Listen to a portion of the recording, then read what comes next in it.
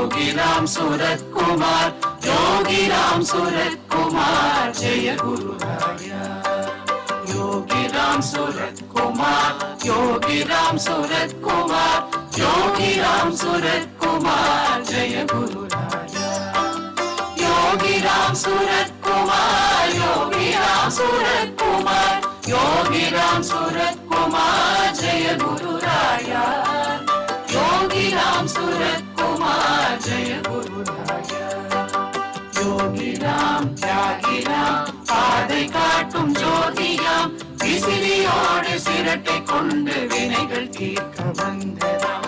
யோகி ராம், தியாகி ராம், பாதை காட்டும் ஜோதியாம், விசிறியோடு சிரட்டை கொண்டு வினைகள் தீர்க்க வந்ததாம். யோகி ராம் சுரத்குமார் என்றழைத்த போதிலே எம்மை காக்க விரையும் ராம் எங்கள் அன்பு யோகி ராம். யோகி ராம் சுரத்குமார் என்றழைத்த போதிலே எம்மை காக்க விரையும் ராம் எங்கள் அன்பு யோகி ராம். இருளை நீக்கி அருளும் ராம், ஏற்றம் தந்து வாழும் ராம்.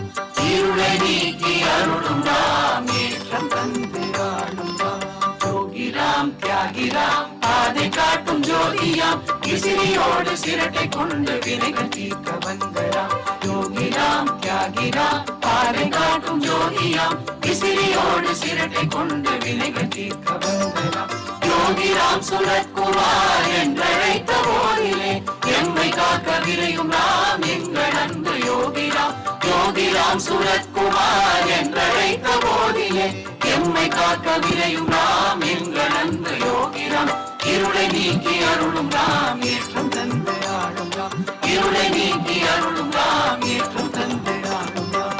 யோகி ராம் சுரத்குமார், யோகி ராம் சுரத்குமார், யோகி ராம் சுரத்குமார், ஜெய குரு ராயா. யோகி ராம் சுரத்குமார், யோகி ராம் சுரத்குமார், யோகி ராம் சுரத்குமார், ஜெய குரு ராயா. யோகி ராம் சுரத்குமார், யோகி ராம் சுரத்குமார், யோகி ராம் சுரத்குமார், ஜெய குரு ராயா. யோகி ராம் சுரத்குமார், ஜெய குரு ராயா.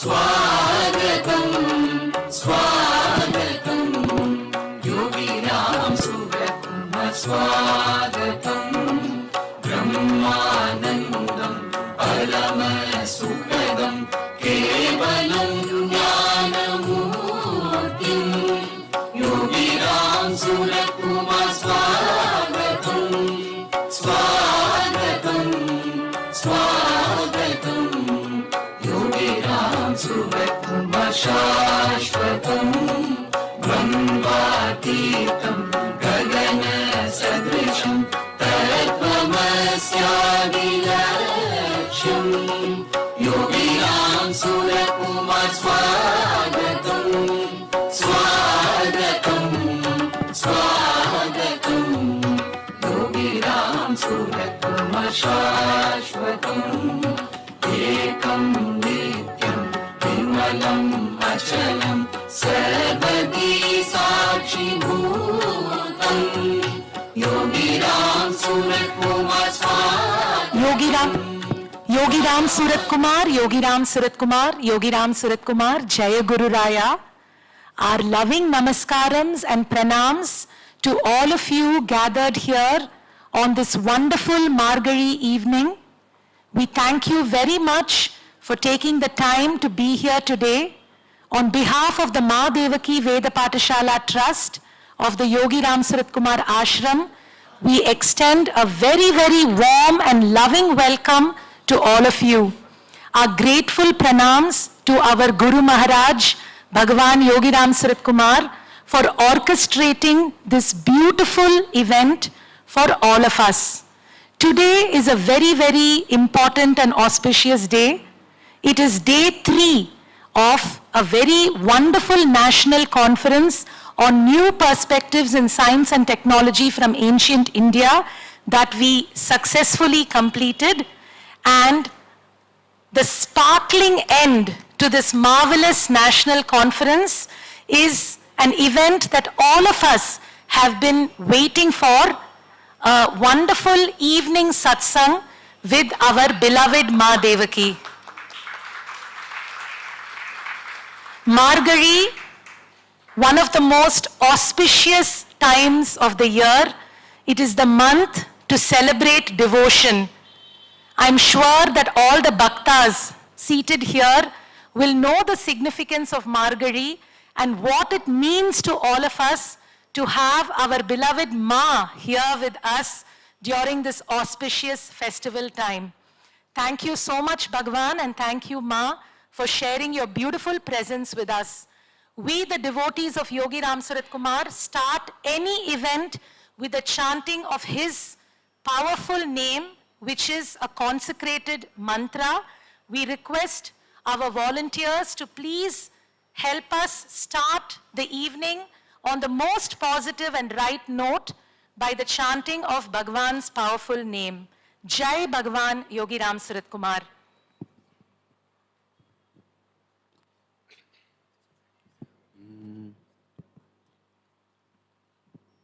Yogi Ramsuratkumar, Yogi Ramsuratkumar, Yogi Ramsuratkumar, Jaya Guru Raya. Yogi Ramsuratkumar, Yogi Ramsuratkumar, Yogi Ramsuratkumar, Jaya Guru Raya. Yogi Ramsuratkumar, Yogi Ramsuratkumar, Yogi Ramsuratkumar, Jaya Guru Raya.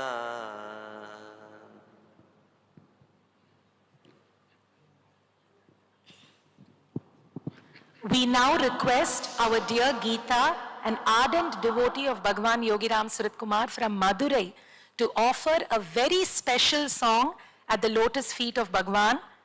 Geeta was inspired to compose the lyrics of this song by Bhagwan, and this song has certainly become very popular and fills everyone with joy every time she sings it. We request Geeta to now offer this popular song at the lotus feet of Bhagwan.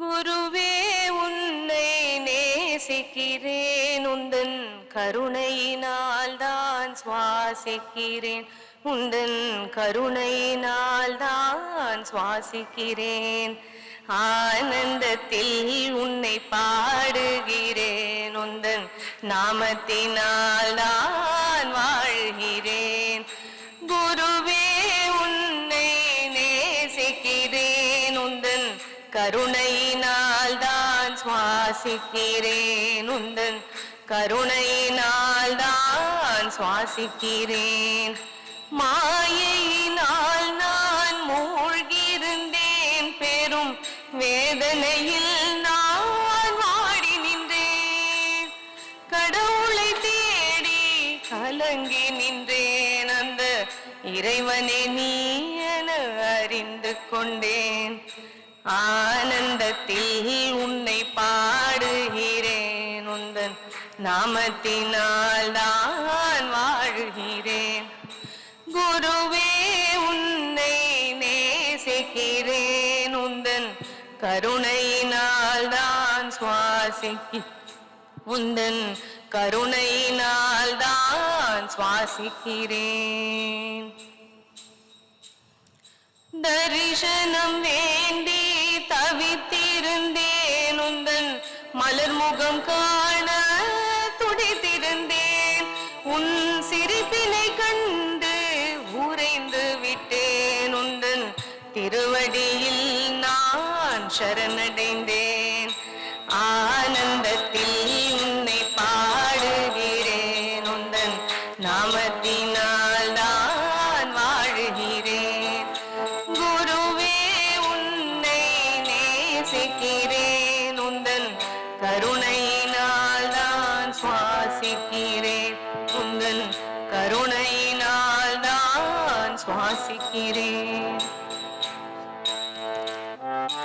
நாமத்தினால் உன்னை பூஜிக்கின்றேன் உந்தன் மகிமையை நான் உணர்ந்து கொண்டேன் நாமத்தினால் உன்னை பூஜிக்கின்றேன் உந்தன் மகிமையை நான் உணர்ந்து கொண்டேன் நெஞ்சுருக உன்னை அழைக்கின்றேன் என் உள்ளத்திலே உன்னை உணர்கின்றேன் நெஞ்சுருக உன்னை அழைக்கின்றேன் என் உள்ளத்திலே உன்னை உணர்கின்றேன் ஆனந்தத்தில் உன்னை பாடுகிறேன் உந்தன் நாமத்தினால் நான் வாழ்கிறேன் ஆனந்தத்தில் உன்னை பாடுகிறேன் உந்தன் நாமத்தினால் நான் வாழ்கிறேன் குருவே உன்னை நேசிக்கிறேன் உந்தன் கருணையினால் நான் சுவாசிக்கிறேன் உந்தன் கருணையினால் நான் சுவாசிக்கிறேன்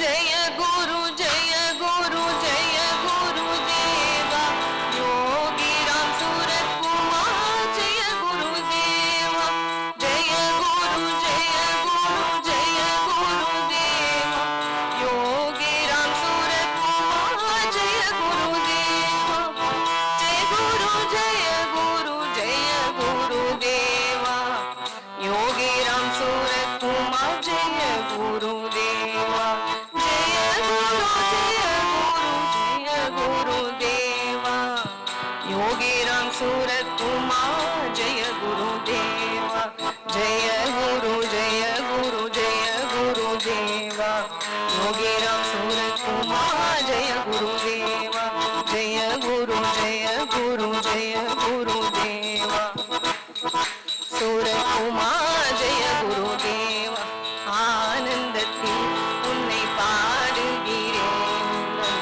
நாமத்தினால் நான் வாழ்கிறேன் ஆனந்தத்தில் உன்னை பாடுகிறேன் உந்தன் நாமத்தினால் நான் வாழ்கிறேன் ஜெய குரு ஜெய குரு ஜெய குரு தேவா யோகி ராம் சூரத்குமார் ஜெய குரு தேவா யோகி ராம் சூரத்குமார் ஜெய குரு தேவா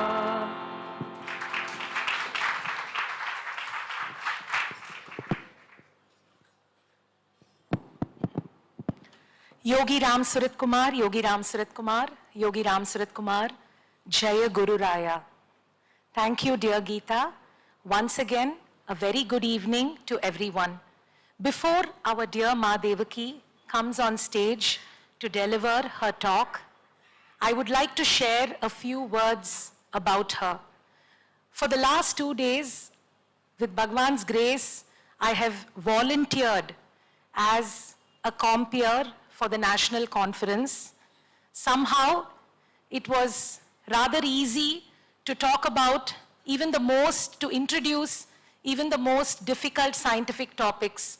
But when it comes to Ma Devaki, I struggle to find the right words because it is very, very difficult to describe someone who is as compassionate, as divine, as service-minded, as loving as our beloved Ma.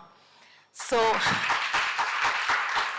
there are absolutely, for the devotees of Yogi Ramsuratkumar, there are no words to describe what Ma Devaki means to each and every one of us. English is a limited language, and I will try my best to introduce her in this language. Ma Devaki is a revered spiritual teacher, an inspiring speaker, a compassionate guide to seekers all across the world. Her devoted life of Guru Bhakti and Guru Seva is an inspiration to many. Through enlightening satsangs, she beautifully illustrates the glory and grace of Bhagwan Yogi Ramsuratkumar, and every day through her satsangs, she reminds us to lead lives centered on God remembrance and service, and all her satsangs are deeply rooted in the teachings of Bhagwan Yogi Ramsuratkumar. In 2018, my family and I have been living in Tokyo, Japan for the last 10 years. In 2018, I was going through a lonely phase in my life. I was living in a foreign country where I could not understand the language, I could not speak the language.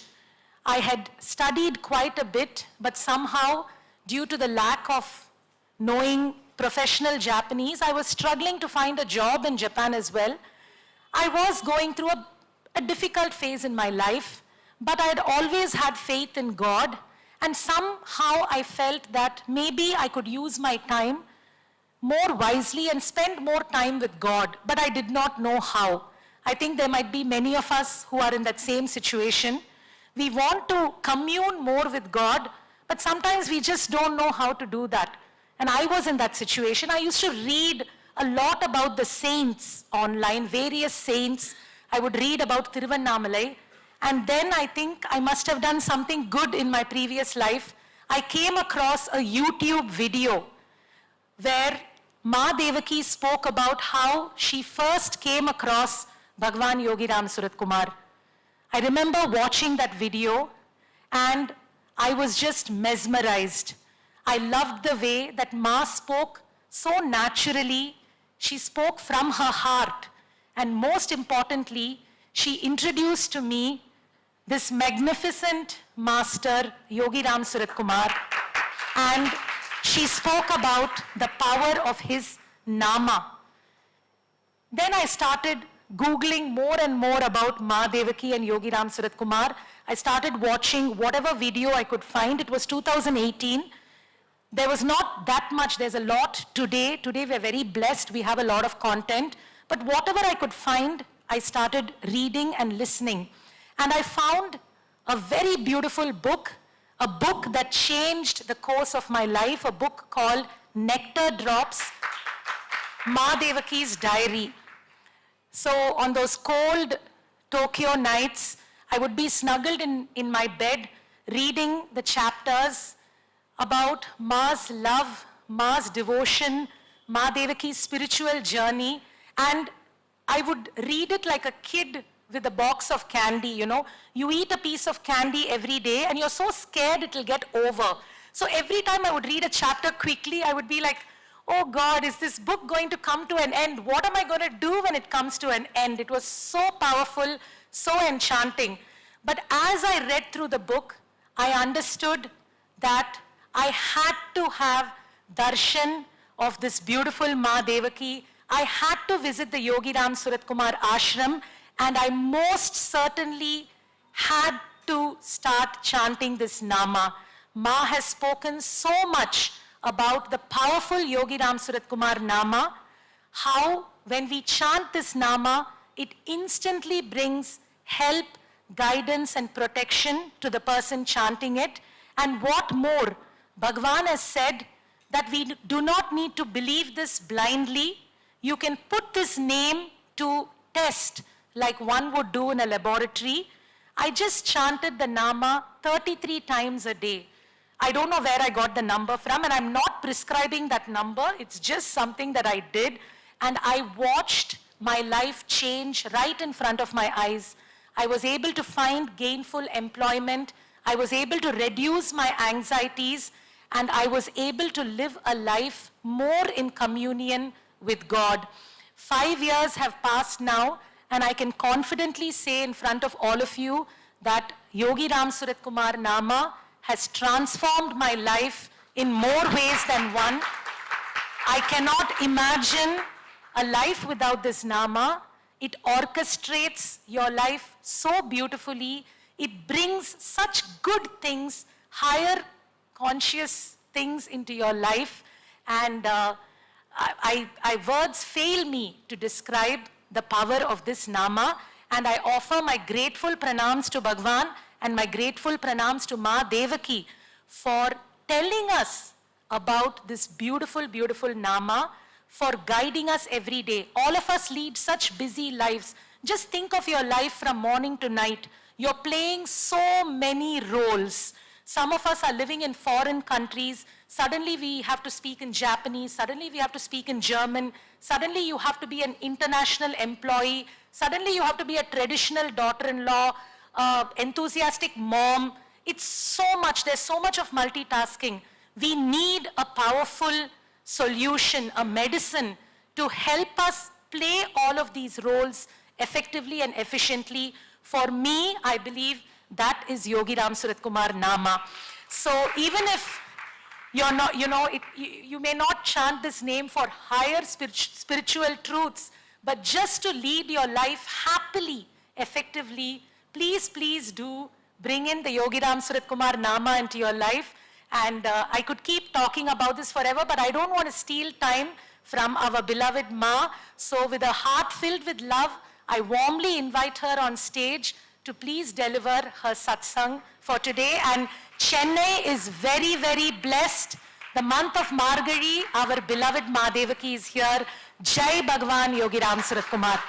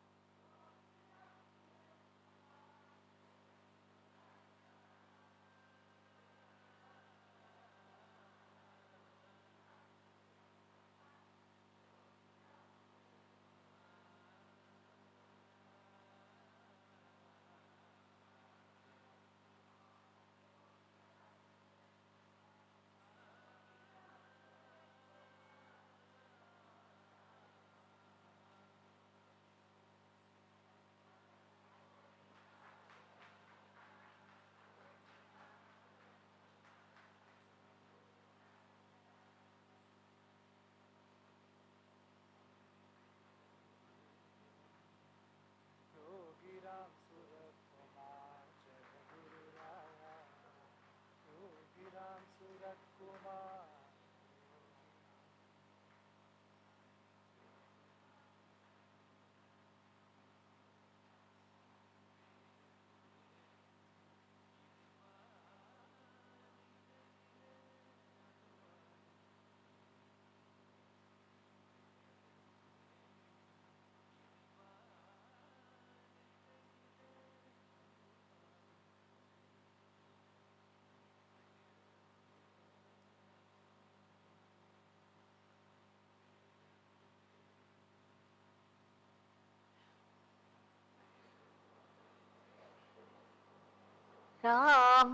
रामसुरतकुमारं देवं कामकाञ्चनमर्दनं देवकी परमानन्दं योगिं वन्दे जगद्गुरुम्.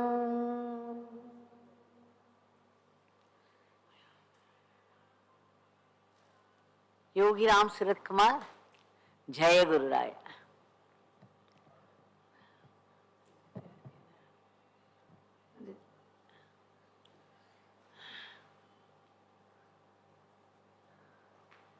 Now, many of you can follow English. So there was a special request to me that this time I should speak in English. Is that okay for you? Right.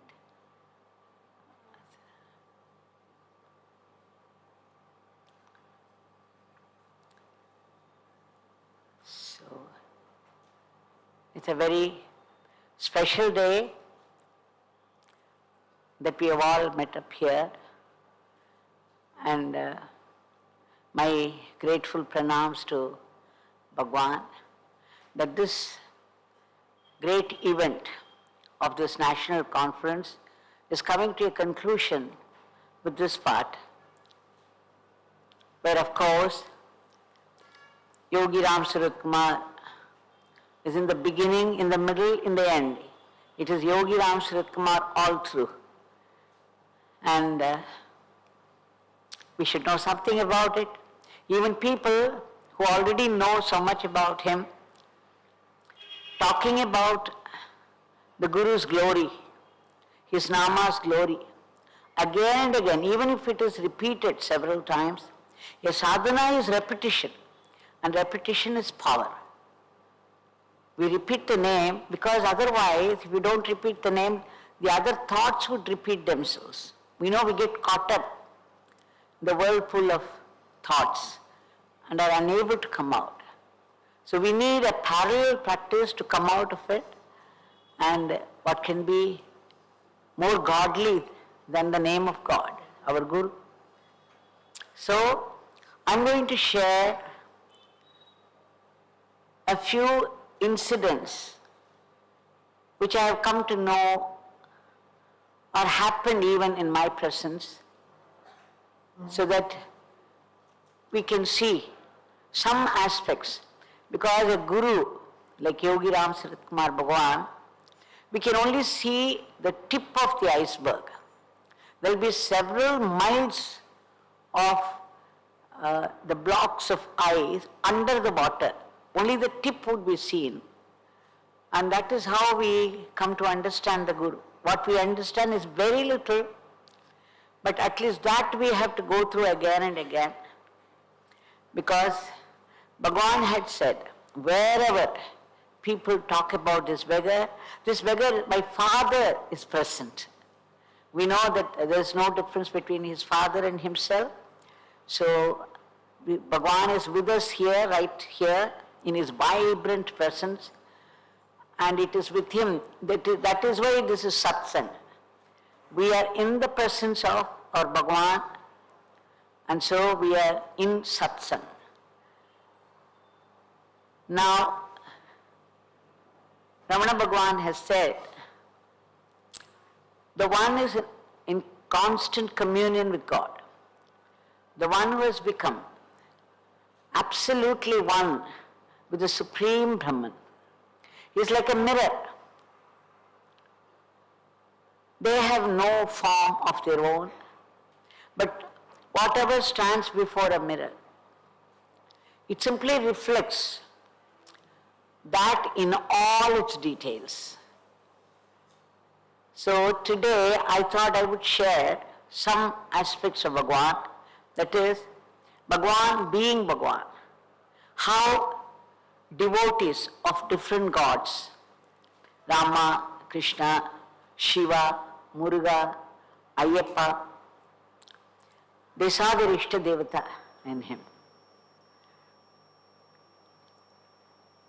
Now Bhagwan often said, Guru Brahma, Guru Vishnu, Guru Devo Maheshwara, Guru Sakshat Parabrahman. The Sakshat Parabrahman is that mirror. And everything gets reflected automatically.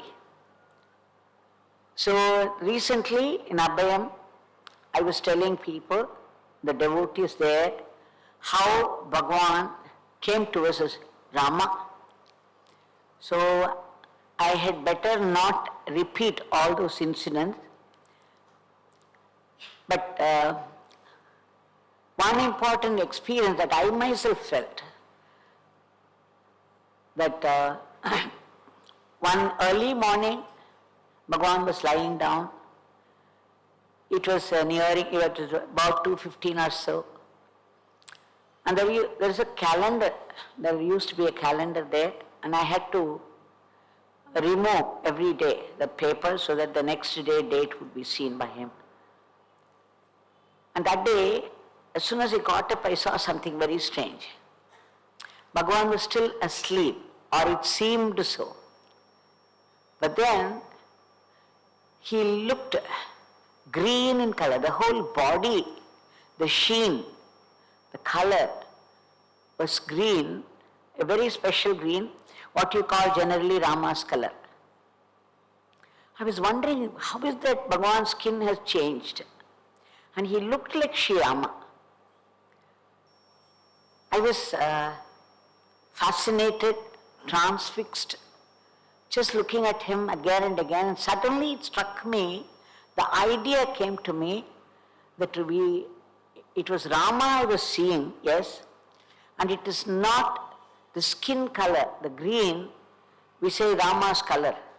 It is not the color of the skin, it is the emission of radiation, the tejas from their body that used to be in that color. If we say Krishna is blue, it is not that his skin was blue in color. How odd it would be. Just imagine somebody should come in a different colored skin. It must be the tejas, the emission, the color of the tejas that was about, because that day I saw. Then I understood that it is the tejas of Rama with all his Kalyana gunas.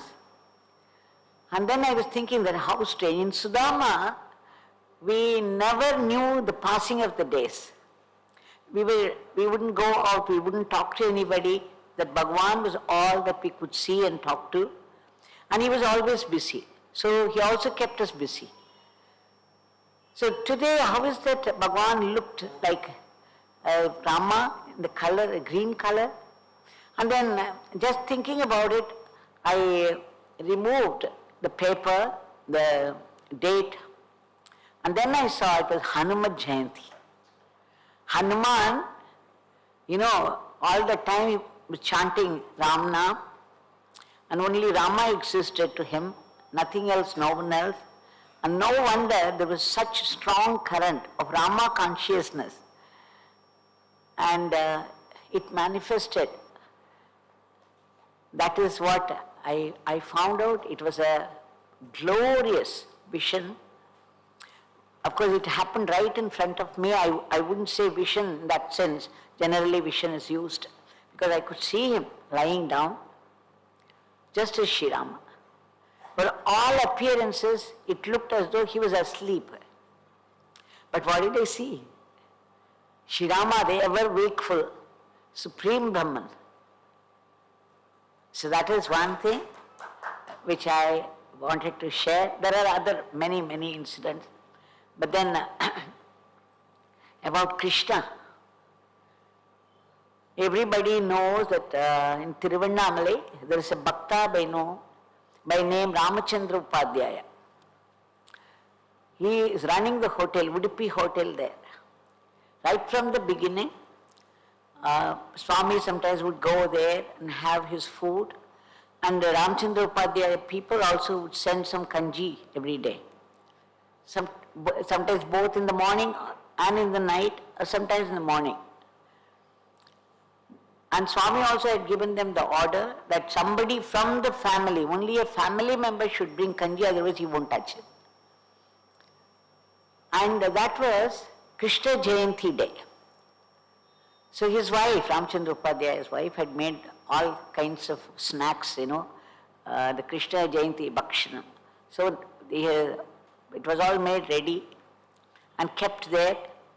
The puja flowers, everything was ready. And Ramachandra Upadhyaya had gone out to get something. He said, I would be right back. So she was waiting.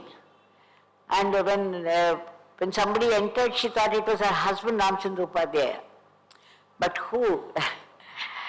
None other than Yogi Ramsuratkumar. Bhagavan entered the house and he came and sat there in front of all those snacks. And he said, oh, today is Krishna Jayanti. You please bring me all this. And then he started to eat.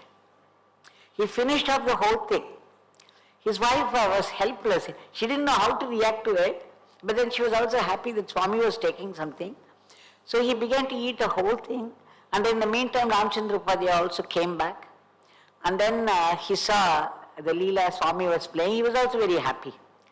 They were all devotees. So then after eating all those snacks, Bhagavan said, Ramachandra, Krishna Jayanti is over.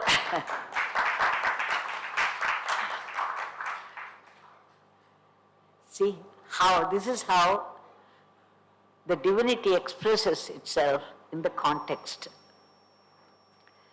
There are again other stories, but I would stop with this and then we shall see some more expressions.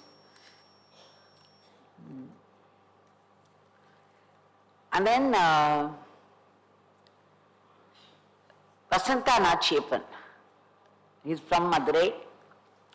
They used to go to Swami before Nachiepan started his journey towards Sabrimala. He was doing it every year. For nearly 36 years he had done that consecutively. And they wanted to, usually they would go to Bhagwan and then Bhagwan put the mala around his neck. So this was the tradition for them. One night they had planned to go the next day morning, and in the night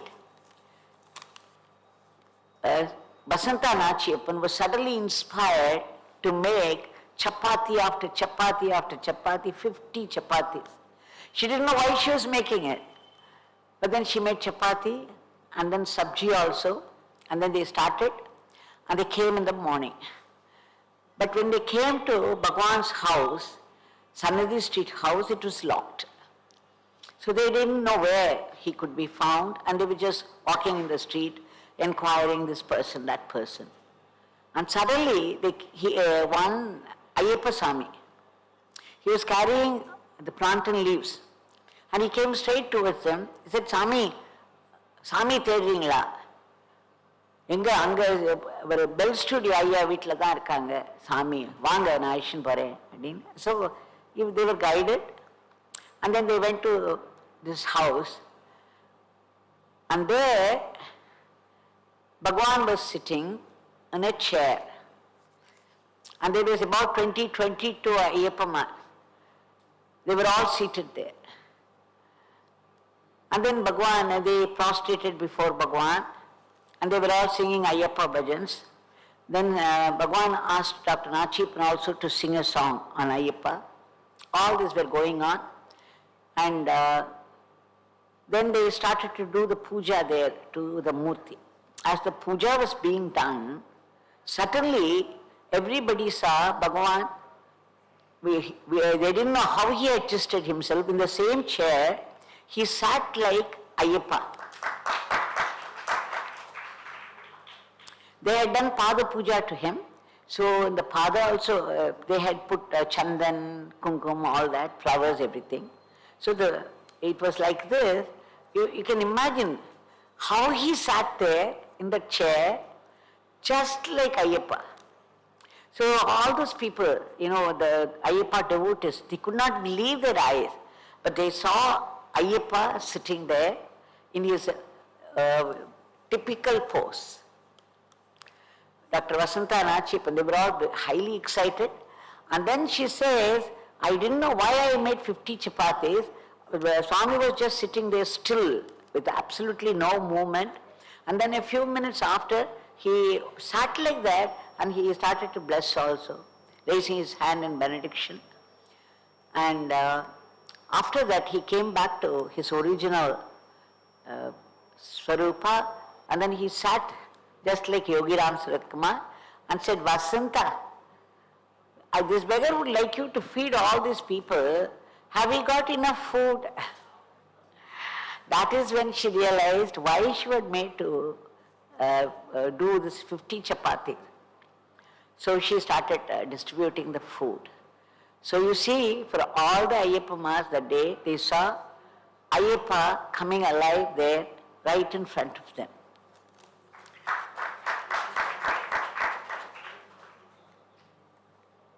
And the Muruga, there is one devotee in Madurai. He was only a Muruga Bhakt. He would not acknowledge any Mahatma.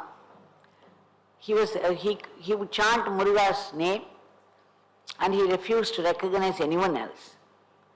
But suddenly he developed epilepsy. In fact, when he came in, his father used to come to Bhagwan, and then father would talk about Yogiji also. But whenever father talked about Yogiji, this fellow would be making fun of his father. And father would say, don't say about them. See, Mahatmas, they are like fire. You should be very, very careful about them. You should not utter one negative word about them. Otherwise, the suffering will be endless. So, father would say, no, don't make fun of him. Don't do this. He's a great one. Don't do this. But then the son wouldn't listen. He would just go on doing it. But suddenly one day he developed epilepsy, epileptic fits. And then he was suffering very badly. And he says that he was only calling out to Muruga, Muruga, Muruga. He got admitted in the hospital and then they were trying to do their best. But he says, I was calling out Muruga, Muruga, Muruga. But in my dream, only Yogi Ramsuratkumar came and he sat next to me and he just touched me and said, you would be all right hereafter. You won't have to suffer. And he says, after that, he never suffered that. So, calling out to Muruga, how can we divide them? That this is Yogi, this is Muruga, this is Ayyappa. They are all in one. So this is it. And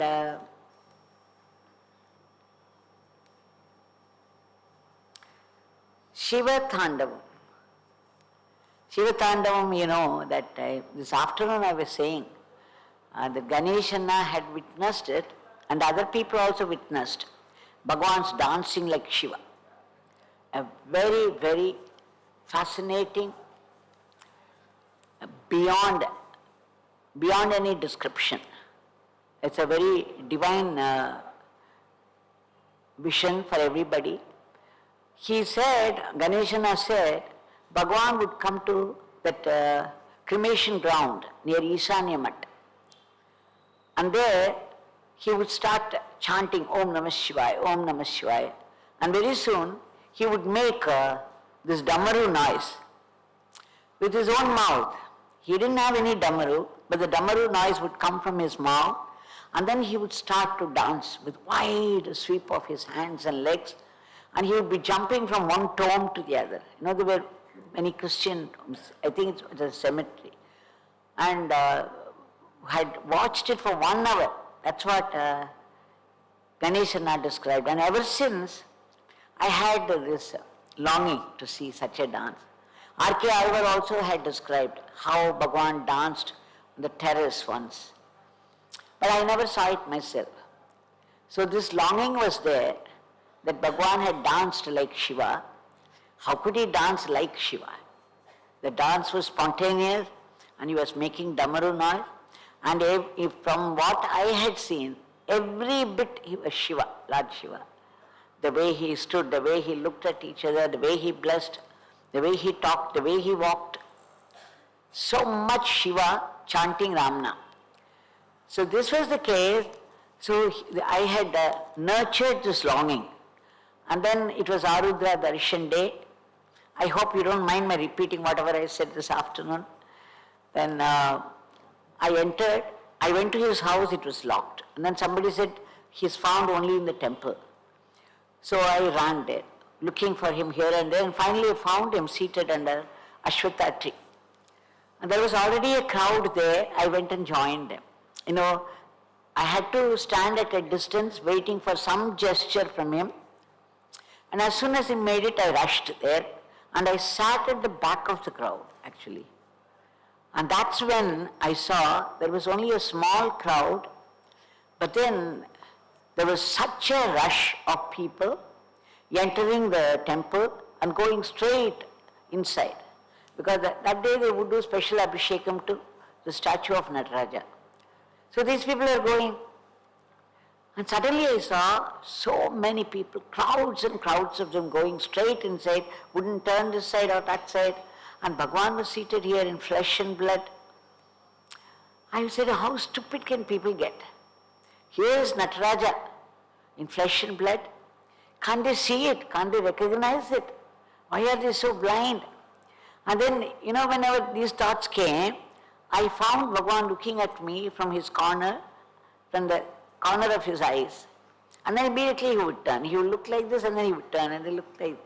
So I knew that he was picking up my thoughts.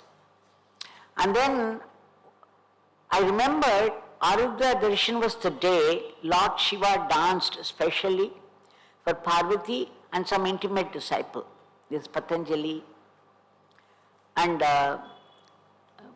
Vyagrapada. So I was just thinking that today is Arudra Darshan. Ganeshana said so much, and I had this longings so much that I was hoping, I was praying, and then suddenly I didn't know, I had blurted it out. I said, today is Arudra Darshan day. Will this Shiva dance for us?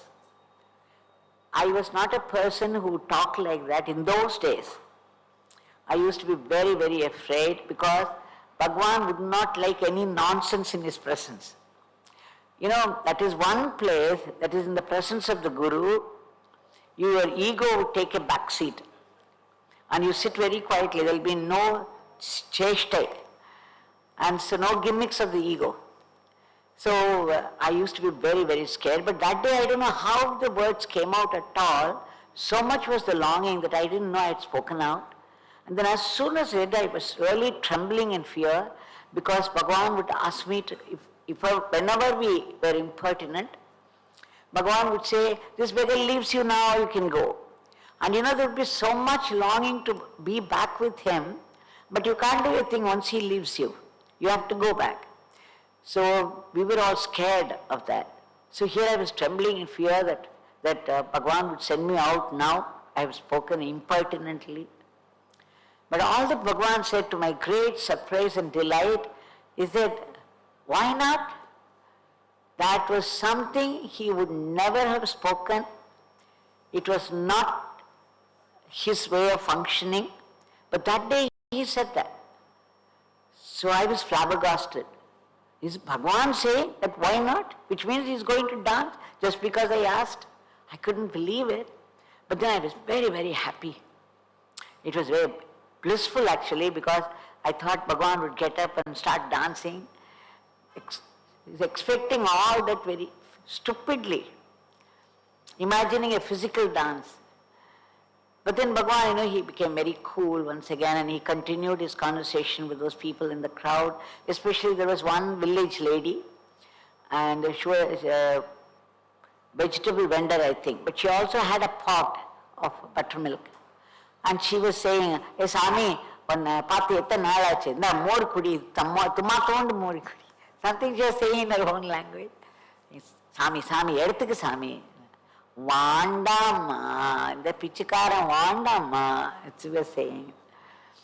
So I was thinking, my God, he is making this kind of conversation with her and here people are rushing in for this.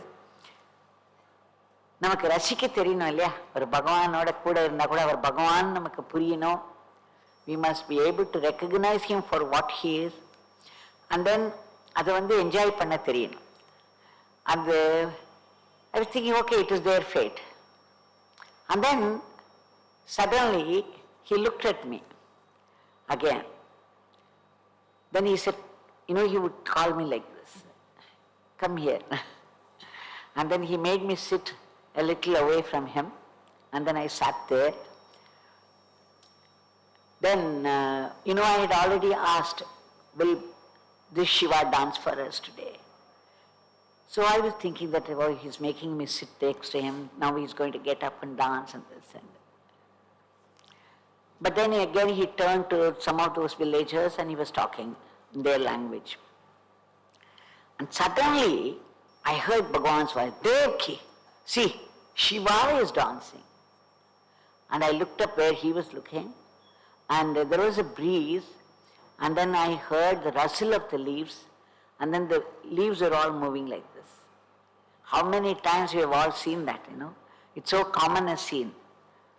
And I looked at it, I was trying to understand what he was saying. Here I was imagining a Nataraja's dance and then all that he said was looking at those Ashwatha leaves moving like this and calling it dance of Shiva. What is he saying? Anyway, I left it at that because we should not think too much in his presence. He would know every thought. So immediately I gathered myself. And then I left it at that. And then again, he was he was not even looking up.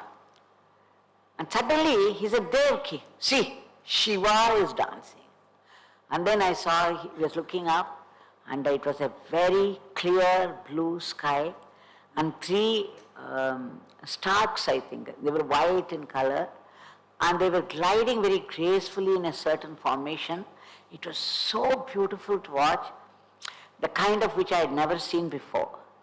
And I was really fascinated by the beauty of it, but that was about all. See, Shiva is dancing. And that is when I began to doubt, what is it he's repeating? Maybe he wouldn't dance.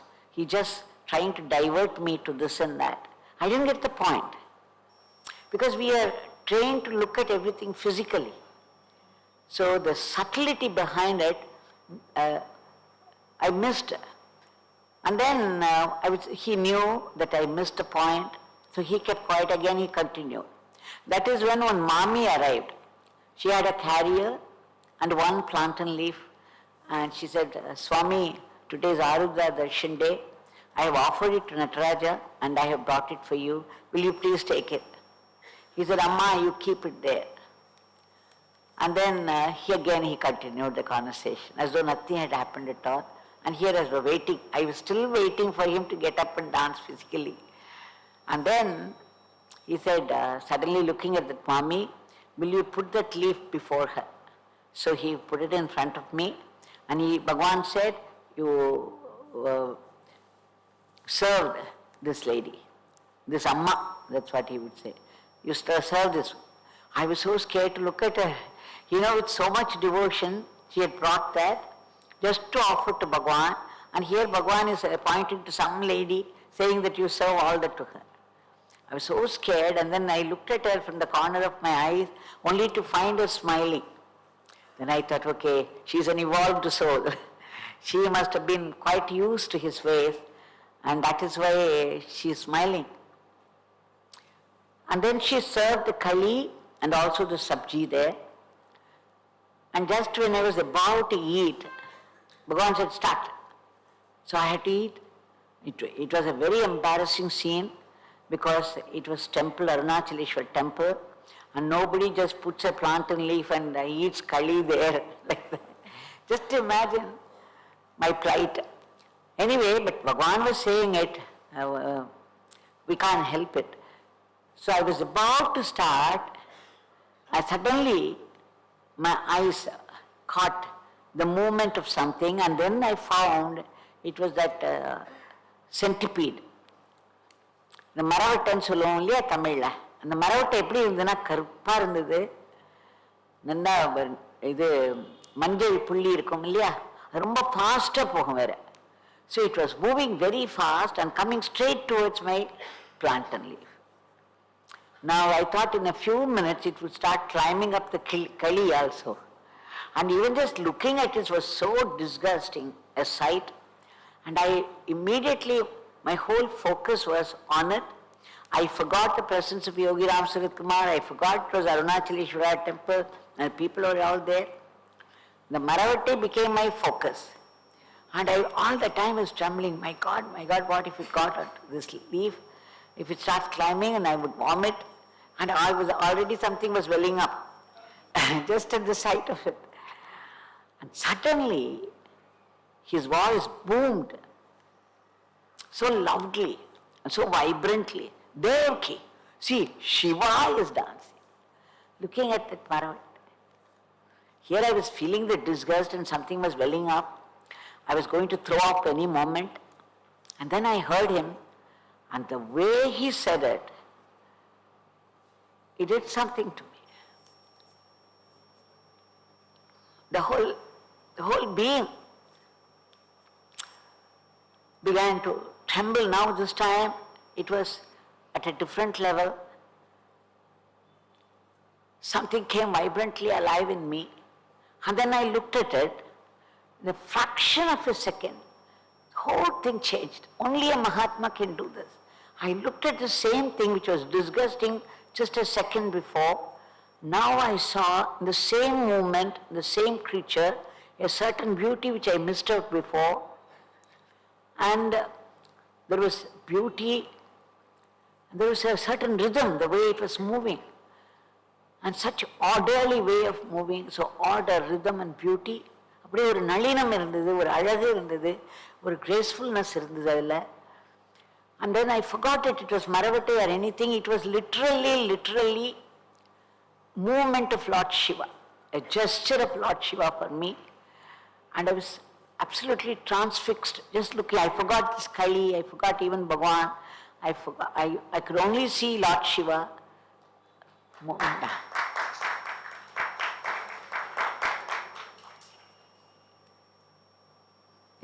One should be there to know, to feel what it was like. So it was the simple thing, one leaf there, and then a bird, and then something, a lowly creature, I shouldn't say lowly now, but I used to think, and with such available things, he demonstrated a Leela and taught me a profound truth. When he knew that my view has changed completely, he said, Devaki, Shiva is always dancing. Learn to see it. So this is a lesson for us, because we expect everything physically from the Guru. But it's only when you begin to think this Guru is Akhanda. It is he who is present everywhere in everything. I remember asking Bhagavan once that please give me one-pointed concentration. He said, you will get it. But one thing, you must remember only my Father is present in everything and in everyone and everywhere. Father alone exists. That means you have to see only, you have to learn to see that there's God inside each of us. It is he who is activating us into playing our role in life. It is he who is sustaining our breath. It is he who put it in the first place. It is he who is sustaining it. And it is he who is making, because of the breath only we are able to see, we are able to hear, we are able to move about. Our brain works because there is life in the body. So who puts this life? That is the Chaitanya within, the Supreme Brahman, and so it is the life of life in our body. நமக்குள்ள இருக்கிற இந்த மூச்சு யார் போட்டா? அவருக்குத்தானே இந்த மூச்சு சொந்தம், இந்த உடம்பு சொந்தம் இல்லையா? அதனால we belong to him. In fact, we don't exist at all. இது நினைச்சு பார்த்து, this must get into our blood.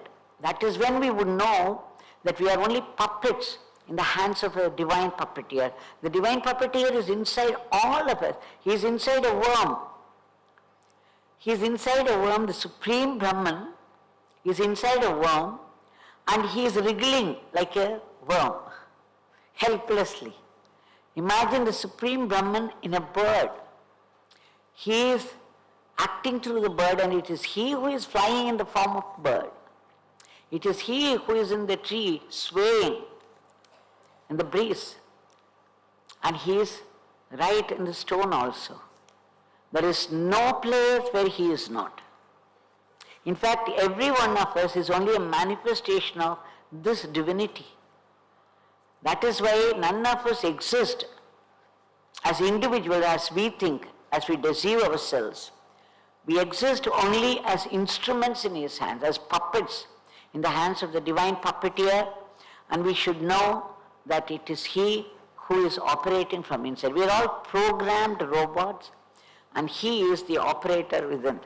If we remember this all the time, that we are ourselves robots, then we will attribute everything, every thought, every word, every action, we will attribute only to the divine within. We will never say, this is my body, this is my life, I am doing, I am talking. You are made to talk.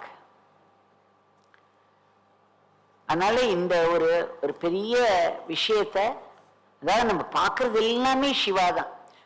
எந்தெந்த இடத்துலலாம் motion, any movement, anywhere, அப்படி சிவர் ஒரு விரலை இப்படி அசைச்சானா அந்த கடல் பொங்கும், அந்த மலை அப்படி இடிஞ்சு விழலாம், இல்லை ஒரு மலை அந்த இடத்துல உருவாகலாம்.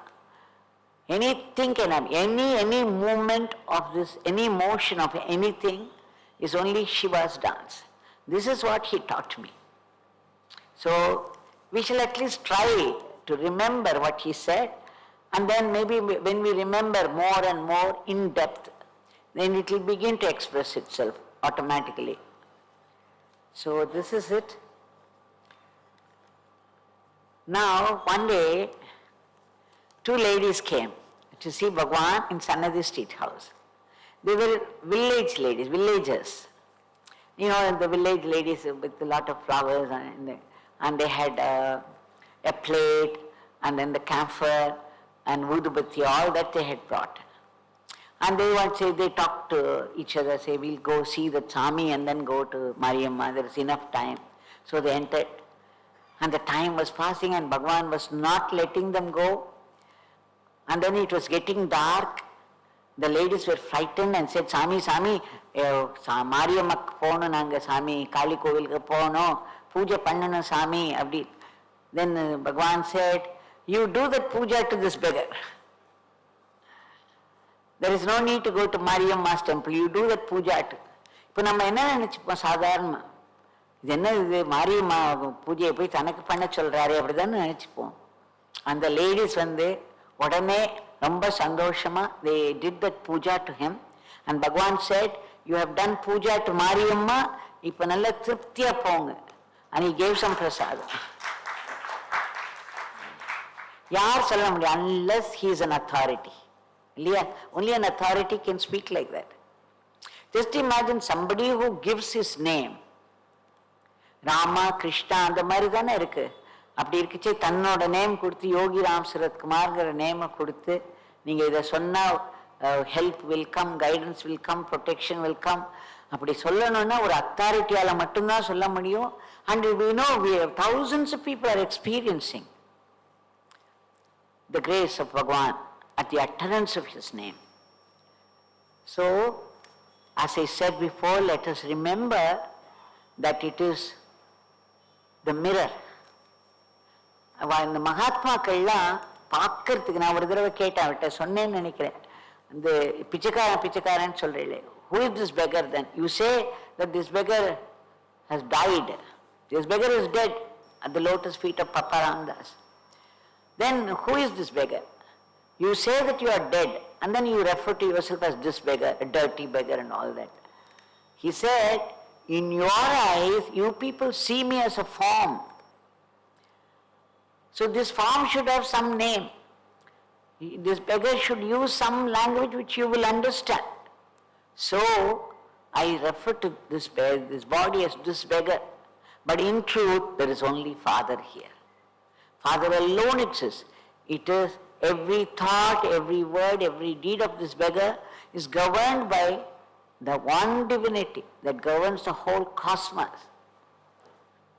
So this is the authority, the divine authority that takes over situations, organizes things, and proves time and again that it is the one divinity that alone exists. So, now we shall see, yesterday was 27th December, a very special day for me.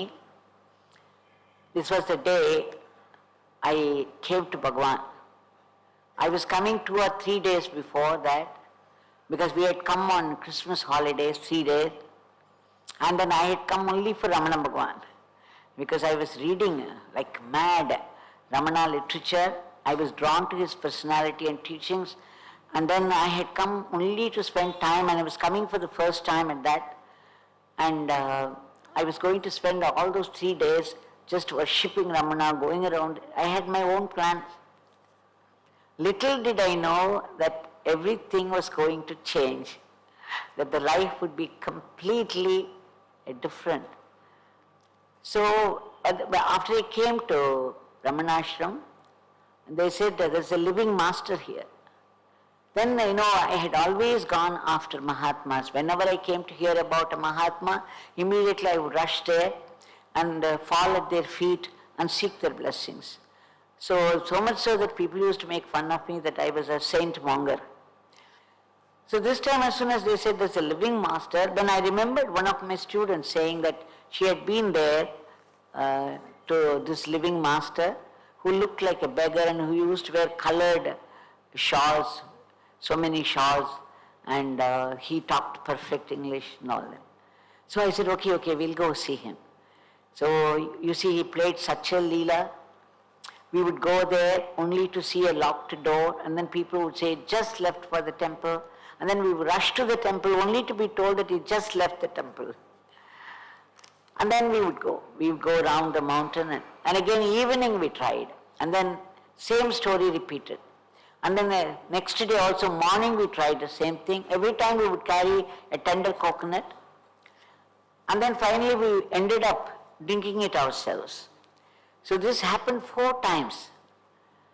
2 days gone, the 3rd day, morning again, this time again with hope, we took tender coconut water, and then only to, the same leela repeated itself, and again we were disappointed, but we could do nothing about it. In fact, one of my friends said, he doesn't want to see us, that's why he's dodging us like this. I said, the more he did that, the more determined I became to see him. Somehow I had to see him before leaving this place.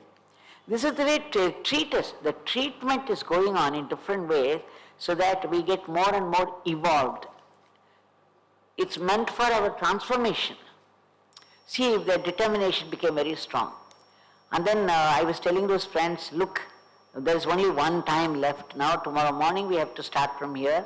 So this evening is there, let's go and see. They said, no, he doesn't want to see us. We don't want to carry something and end up eating it ourselves. We will not come. Then I forced them to come. I said, just one time. We shall see.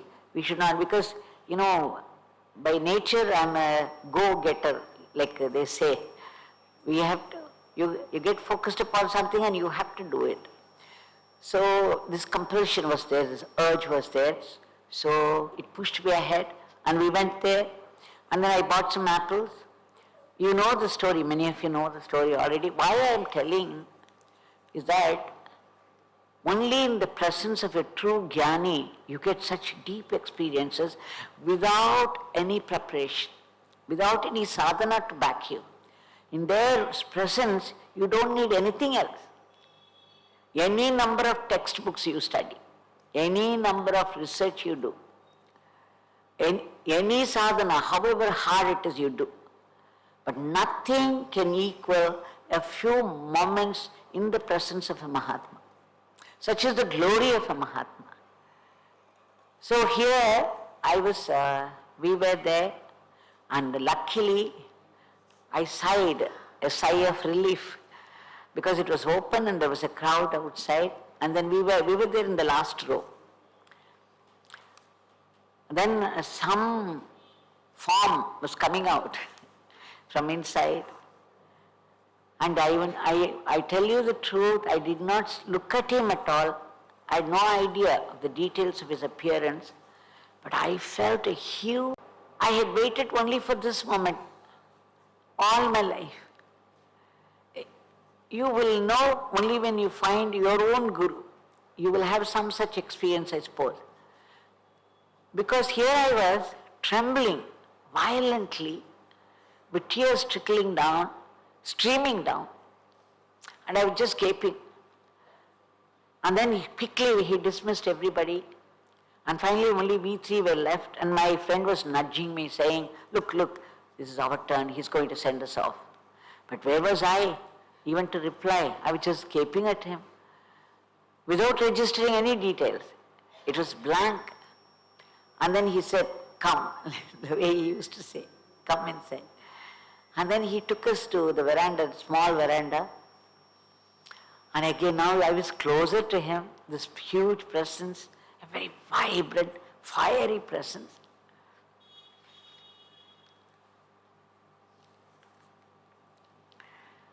And I was trembling so much that I dropped all the apples. They were all rolling in all directions. And then he gave me a shout, pick them up. I even troubled more out of here.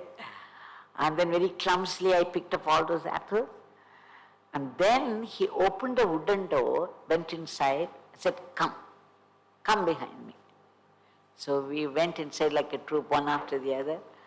And then there were already 3 people inside. And there was some space.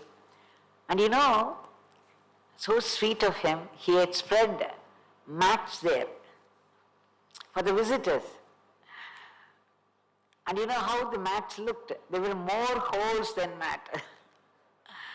And even those holes were filled with dust. So much dust was there. And then he would be so hospitable, say, you sit like that. And then you look down, you see only this dust and then the torn mat. But then it was something else. So we went and sat there. I was sitting in the middle, and then there was one lady this side, another lady this side. And when I had a very quick look there, I was stunned. It was like a dumping ground. So many books were all scattered around. Dirty, almost black in color, was hanging here and there. And newspapers, and then there was a heap of bottles of every size and shape you can find. And then there was a mud pot and an aluminum small vessel, and a lot of dust everywhere. So, and then I saw one chair, a cane chair, and it looked so wobbly. I thought, hey, who could sit there? It looked like a chair, okay. So it was all passing thoughts. Just for a moment, it came and went off. Then he said he made us sit there, and then he was asking, you know, he went straight to the chair and brought it and put it before me and sat like an emperor like this. And the way, and that is when I looked at him, and he was wearing very dirty and torn shawls. And in certain places he had made a knot so that the tear wouldn't be too big. And a very carelessly tied turban and a broken hand fan. But he was sitting like an emperor.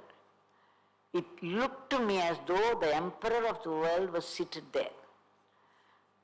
And then he said, what's your name, what's your name, what's your name? And then he looked straight into my eyes and asked, what do you want? You see, I had planned to go to a foreign university to do my PhD. That was my dream all along. I wanted to go to a best laboratory like Cambridge, and I had planned, and that was my dream all along, and I was trying for it. So naturally I should have asked for only that. But what came out of my mind was something else. I said, I want to see God. What? He said, you want to see God? Oh God. And then he put his hand on his head like this, and he exclaimed, oh God, oh God. And then he went into peals of laughter, as though I had made a joke, and the whole body was shaking with mirth, and he slapped his thighs several times, saying, and there were 3 other people, so he was looking at each one saying, do you know what she wants? She wants to see God, oh God. This drama Leela was going on and on and on. Then I felt terrible, absolutely miserable. And I was thinking, my God, why did I ask this? Why? Why would this come to my mind at all? And here I am such a lowly creature that I am not qualified even to mention such a thing. You can imagine that I was sinking lower and lower and lower. See, this is the treatment. Because when you go to a Mahatma, your ego, the lower your ego, the more the grace would enter. So the thing is, all that my ego was being powdered there, I should say. It was being broken into bits. So here I was thinking, okay, maybe I'm not qualified, I should not have mentioned it. I had committed the worst blunder of my life. These were some of my thoughts, I remember, because I wrote it down later. And then I started to cry. I started to sob. And then what happened was suddenly he kind of softened, mellowed down, and then he said, you will see God. Devaki is a pure soul, she will see God. But this beggar has not seen God. This beggar has not seen God. How can he help you? But Devaki will see God. Devaki is a pure soul. Again, I thought he was mocking at me again. That he has not seen God, that I would see God. How can this be? So I knew that he was mocking at me. And because I thought he was mocking at me, I started to literally cry out loudly. And then the lady who was seated next to me, she was inspired. I don't know how. See, even the words that we speak in any situation, it comes straight from the source. I don't know whether you would believe me or take it seriously, but please know that the thoughts come to us spontaneously according to the role you have to play in this world show. And you speak words and you do actions according to the role you are cast in the world show. This is the fundamental truth about life, but we will not know until we evolve to a certain extent. So here I was thinking, and this lady saying suddenly, Swami, எங்களுக்கு தெரியாது நாங்கள்லாம் pure சோலா impure சோலான்னு உங்க வாயிலேருந்து இந்த வார்த்தை வந்துருச்சு சாமி, இது இனிமே சத்தியம்.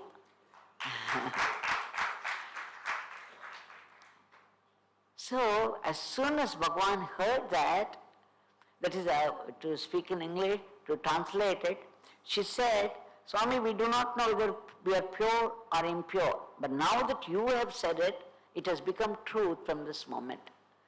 What a beautiful reply. I could never have thought of that myself, but it came from her. But Bhagavan visibly reacted. He said, like. And then he held his hand like this in benediction and looked penetratingly into my eyes, and then he started to bless me. I tell you one thing, the eyes that I saw that moment were the eyes of Ramana. The previous day, when I had come in the darkness, there was no light at all. It was dark everywhere. I got down at Ramana Ashram, and then I ran inside to the meditation hall there, and I stood before Ramana Bhagavan's photograph there. There was only a small mud lamp burning. And when I saw, I burst out crying. I said, Ramana, even here, there is only darkness for me. I thought you were the son of supreme knowledge, and here I have only darkness. Will there be no light at all in my life? And then I burst out crying, and then I saw the two eyes of Ramana Bhagavan glowing, coming alive, and they were glowing in the darkness. And you can imagine that I was stunned, and I was just looking at it, and then the lights came on. He became once again a photograph. It was only a fraction of a second, but Ramana had answered. I'm repeating this in spite of my repetition of this several times before in several places, because yesterday was the day when I experienced it. So I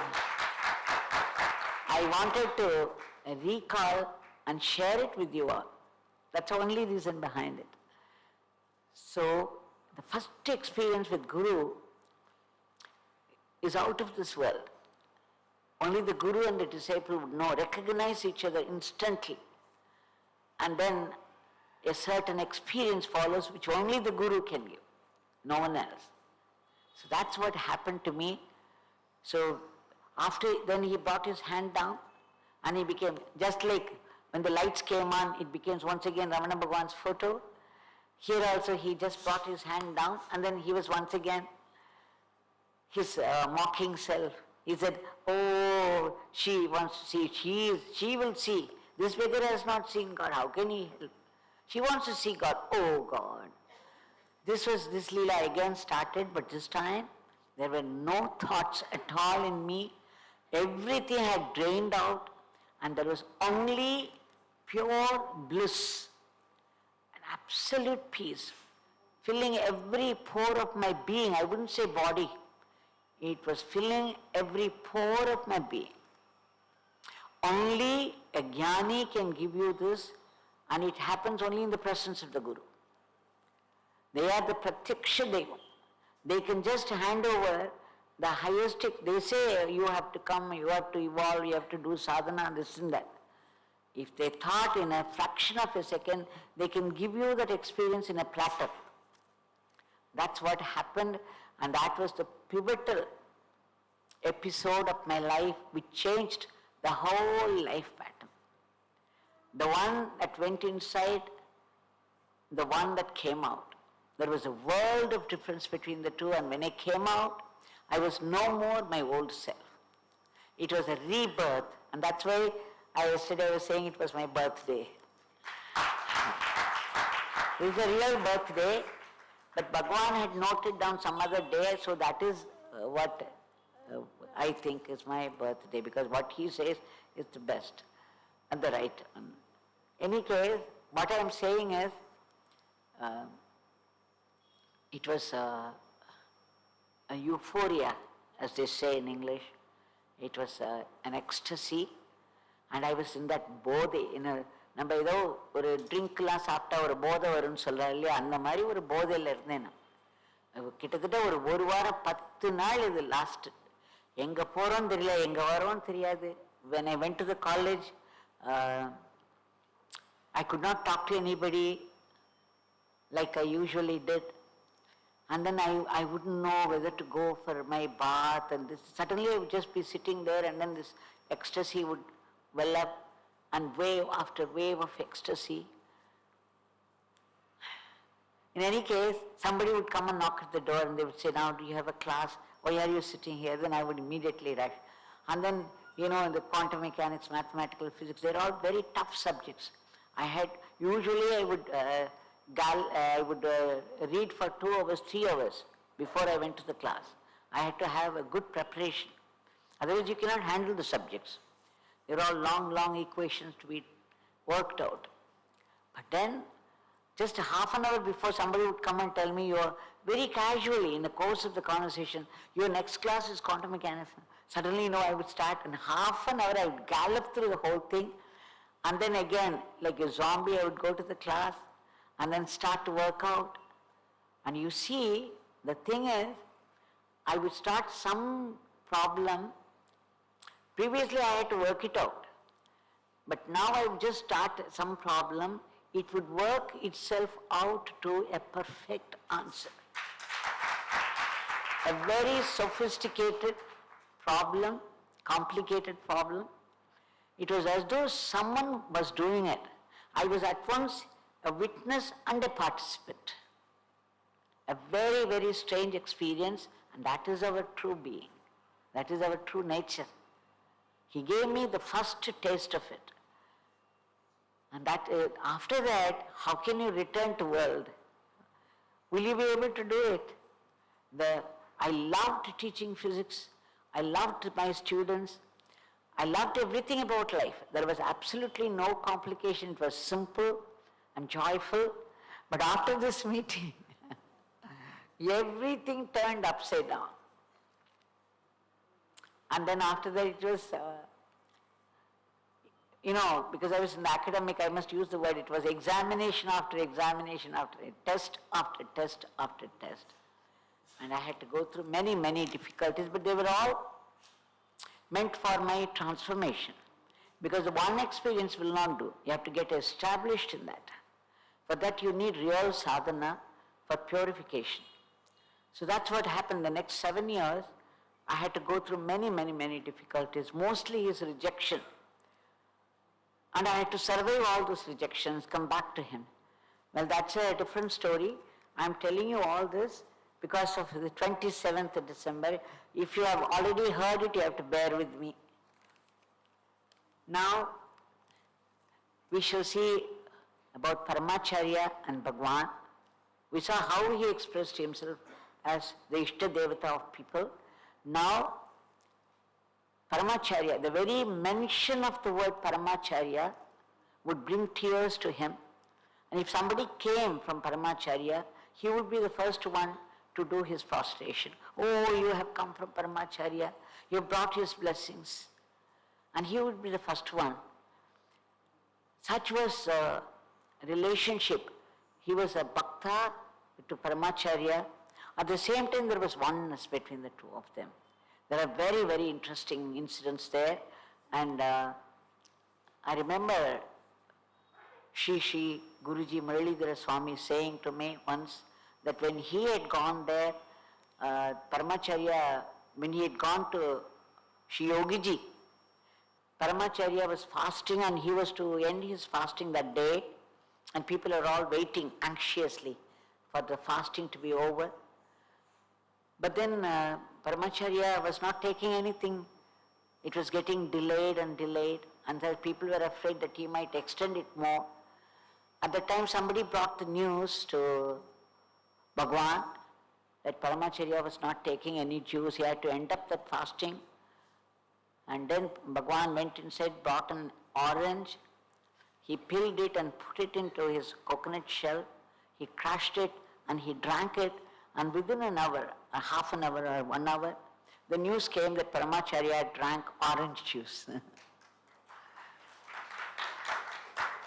Such was the communication, the love they had for each other. If there were two, or there was also oneness. You see, he was one extreme, Paramacharya. I don't know how many times he would take bath and the acharam, all those austerities that he practiced. Here was Bhagwan who had not taken bath for 40 years. And the unkempt hair which had not seen oil at all for years. And the dirty and torn clothes. Imagine the two extreme ends, and that there was such oneness in communication.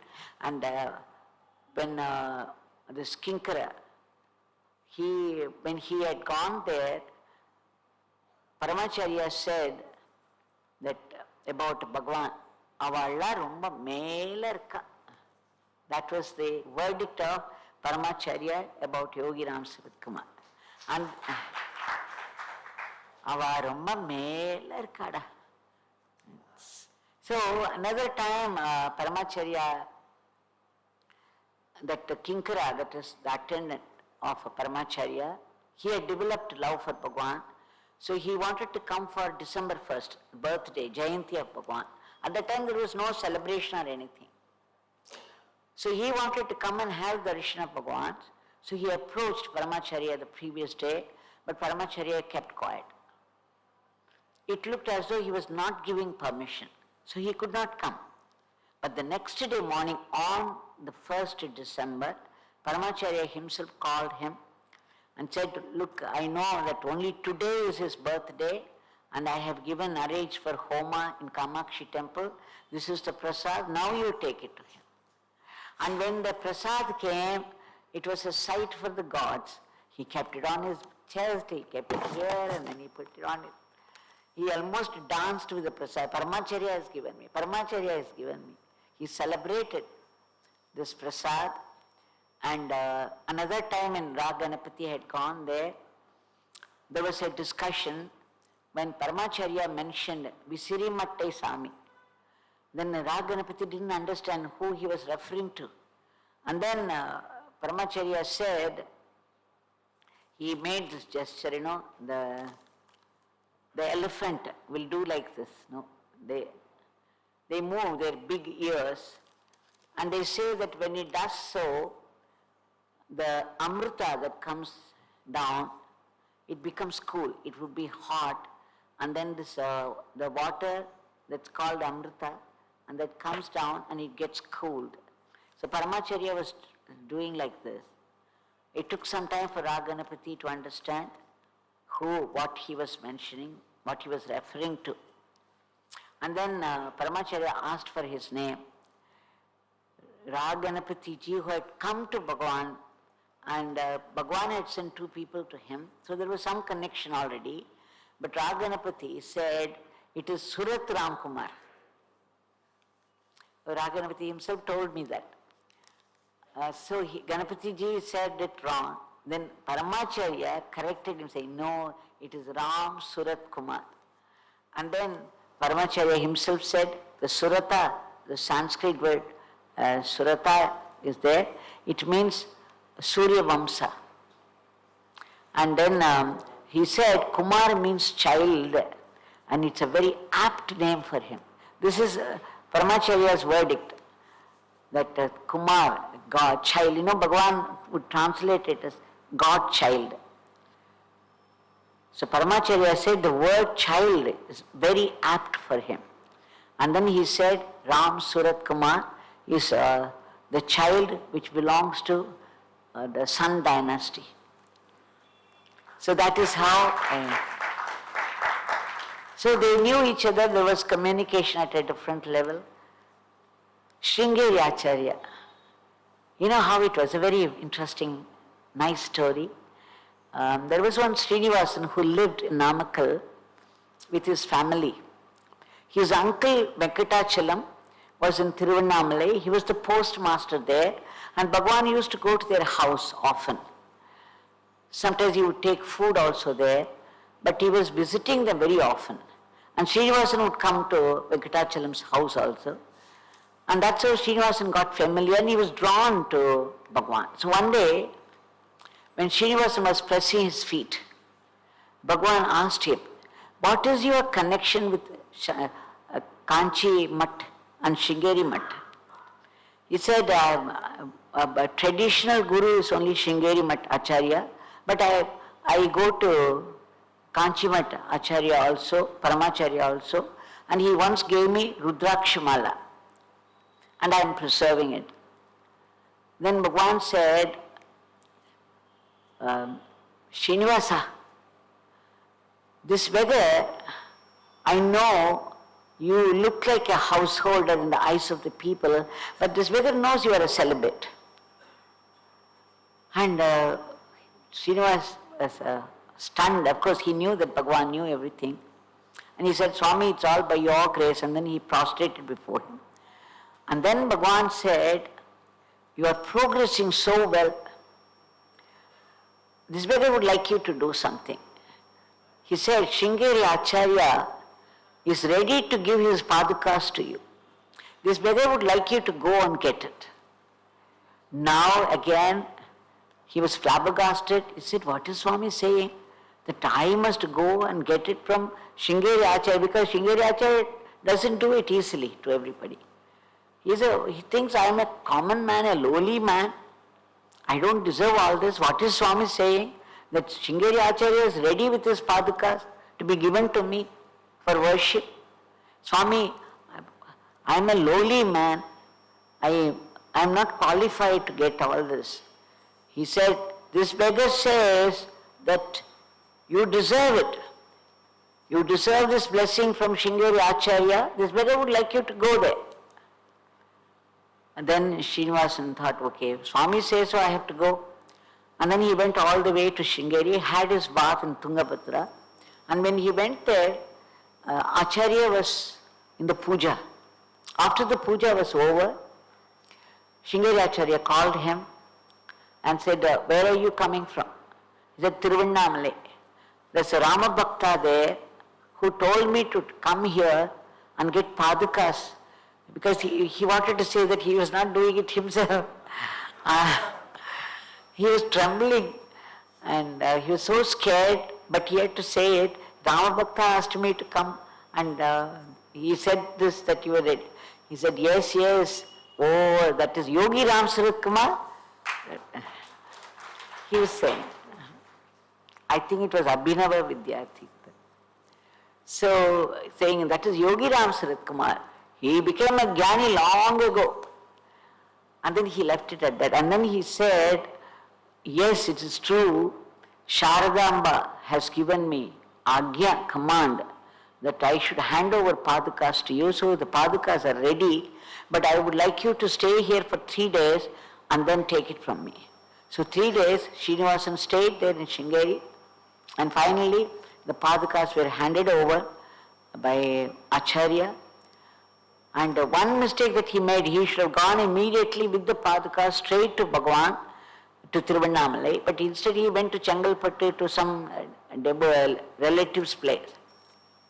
But then Bhagavan sent word that he should come to me with the Padukas, and then the Padukas, Bhagavan touched it and blessed it, and he said, you take it, you have to stay in Tiruvannamalai in your uncle Venkatachalam's house. 12 days this Paduka should be there, and you have to do puja to these Padukas. He said, these Padukas will give you everything. Everything is in this Padukas. The Padukas will give you the highest experience. But you have to do puja for 12 days, and this beggar would come every day. When you do this puja, how blessed some people are to get all this attention and special instruction. So he took it to his uncle's place, Venkatachalam, and he did puja for 12 days, and Bhagavan, just as he promised, visited him every day, participated in the puja, and finally he took it to Namakkal for his daily worship. So this was the connection. And later when Bhagavan was not well, he was down with cancer, and somebody took the report to him. Sringeri Acharya said, is a Jnani. Jnani will leave their body at their own will. Nobody can predict it, he said. That's a word we got from him. Now Jai Krishnamurti. Bhagavan had such admiration for Jai Krishnamurti, and also Osho. They're all controversial people, but Bhagavan always said both of them are Osho, he said, one of the greatest saints of India. And he said the same thing about Jai Krishnamurti also. Only his language is different, but he says the same thing. This is his remark. So once he had such great admiration for Jai Krishnamurti, I believe one day he was walking in the streets of Bombay. Then a car came and stopped near, and Jai Krishnamurti was inside the car. He opened the car door and said, please get inside. See, Bhagavan had not seen him before. They had not seen each other, but Jai Krishnamurti stopped his car and said, you please get inside. And took him to the place of lecture and made him sit next to him on the dais.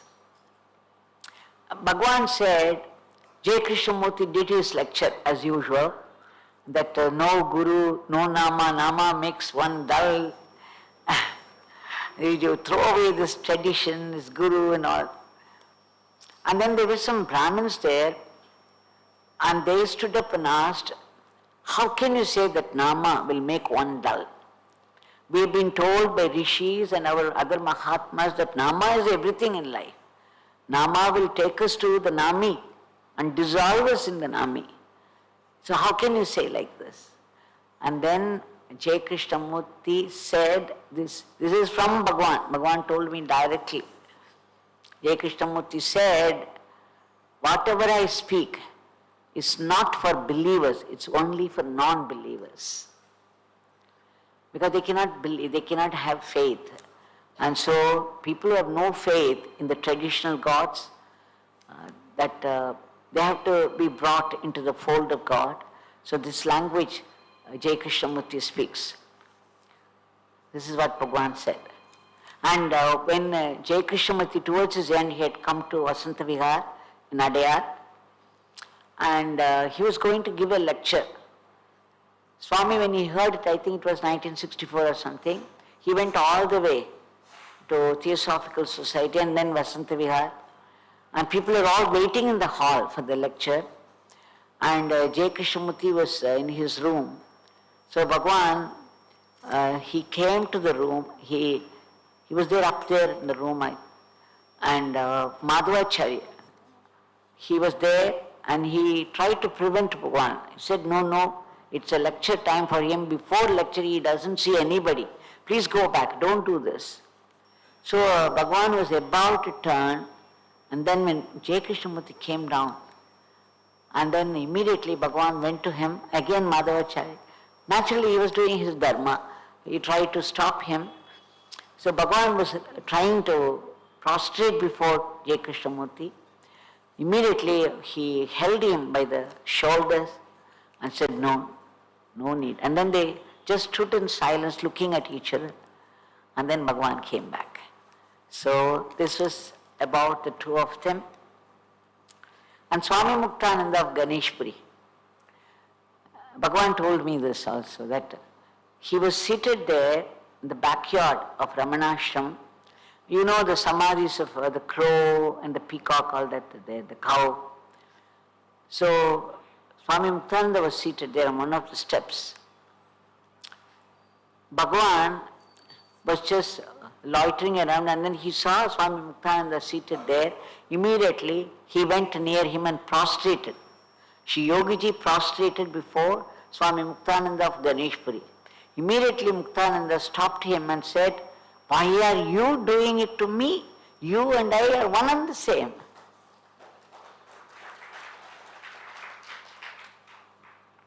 It is mentioned in one of the Swami Muktananda's books. And Bhagavan also told me this. Satya Sai Baba, Bhagavan had great veneration for him. And my experience is that when he shifted from Sannadhi Street house to Sudama, one day we were seated there in the veranda. Suddenly, the atmosphere became intense and vibrant. Then I could feel that something was building up there. And then Bhagavan became still. And after a few minutes, again the atmosphere relaxed. And then I said, Bhagavan, what happened? I could not see anything. He said, Satya Sai was here. He was here for a few minutes. Another thing was, Bhagavan used to make me read Sai Bhagavan's one particular lecture that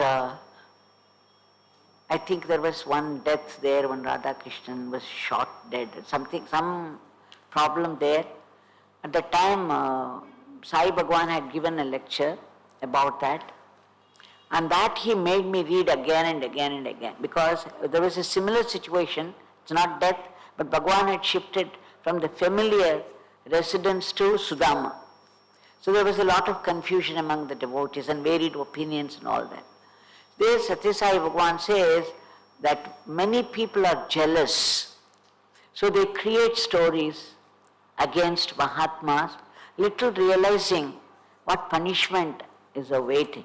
They do not know that they should not do this thing. They are doing it out of ignorance. It's all because of jealousy.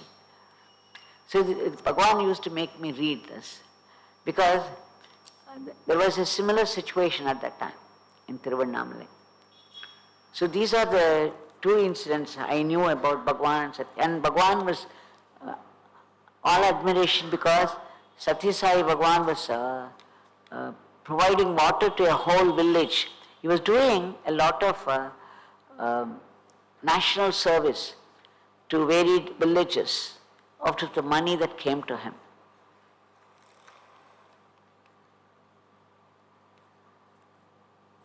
Sri Krishna Premi Swami, I think you should be knowing about it, that when he met with an Anna, when he met with an accident, of course he was healing, but then he did not wear the anklets.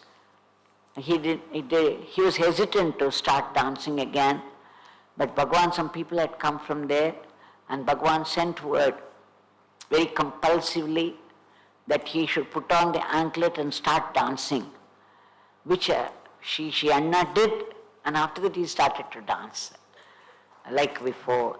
This Anna also would mention whenever we went there, it's because of Swami that I started to dance again. So there are other incidents, we won't go into it. Now Shri Muralidhara Swamiji, he used to come to Sannadhi Street house. Of course, I never met him in Sannadhi Street house, though I used to go there very often. I remember Shri Guruji saying that Bhagavan told him that you will be doing my father's work. This Swamiji himself told me. And then another incident is what I said. The Paramacharya was fasting and this. Back in Sudama, Shri Balakumar, the writer, the famous popular writer, and at that time he was going to Swamiji. He was an ardent devotee of Yogi Ramsuratkumar Bhagavan, but then after some time he started to go to Shri Guruji. And then there was an article, question and answer, and Shri Balakumaran would be putting the question and Shri Swamiji would be answering. Then Bhagavan used to make me read it again and again and again. Devaki, read that question and read this answer. So I would be reading out. That is how I became familiar. And Shri Swamiji also used to send money order, some money every month. And he would have signed it R. Muralidharan. And Bhagavan would look at it and then he said, keep it there. So I was thinking who this, I didn't know that he was a Swami or anything, because what I could find was only R. Muralidharan. And then Prabha, who was staying with me, she said that she's Sundaraman's cousin brother, and he's a Swami, he's running Ved Pathshalas and all that. Then I asked Bhagavan the question, the doubt that I had. I said, Bhagavan, our Balakumaranji used to come to you and he was such an ardent devotee, but now you started to go to him. Is that okay? How can he be your devotee and then go to someone else like this? And you are asking me to read this article every day.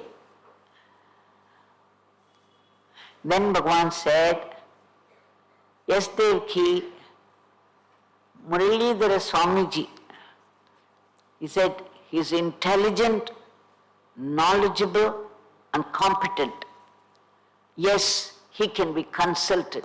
He can be consulted. There was nothing wrong in Balakumaran's going to him. This is what Bhagavan declared, because it was such a rarity, because he never spoke about anyone like that. That was the first time I heard him using so many adjectives to describe Swamiji. So that's what is happening today. Many devotees go and consult him, ask him for advice, guidance, all that. I think it was willed by Bhagavan that day in his declaration, approving of that and giving permission for that. Otherwise this would not happen. So this was the description Bhagavan gave about Guruji.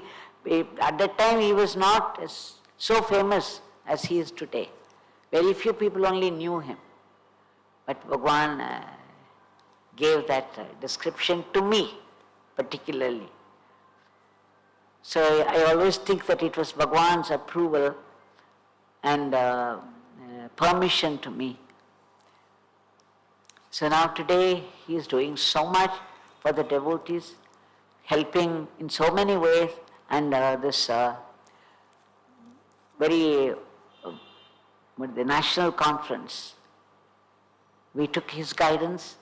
The whole thing went by his guidance. He only introduced the right people to us, and we had such a good celebration of it. And we are very, very, very grateful. Our grateful pranams to Shri Swamiji. And there are many, many stories and the leelas that Bhagavan conducted. Okay. Now I would like to say that after Bhagavan shifted to Sudama,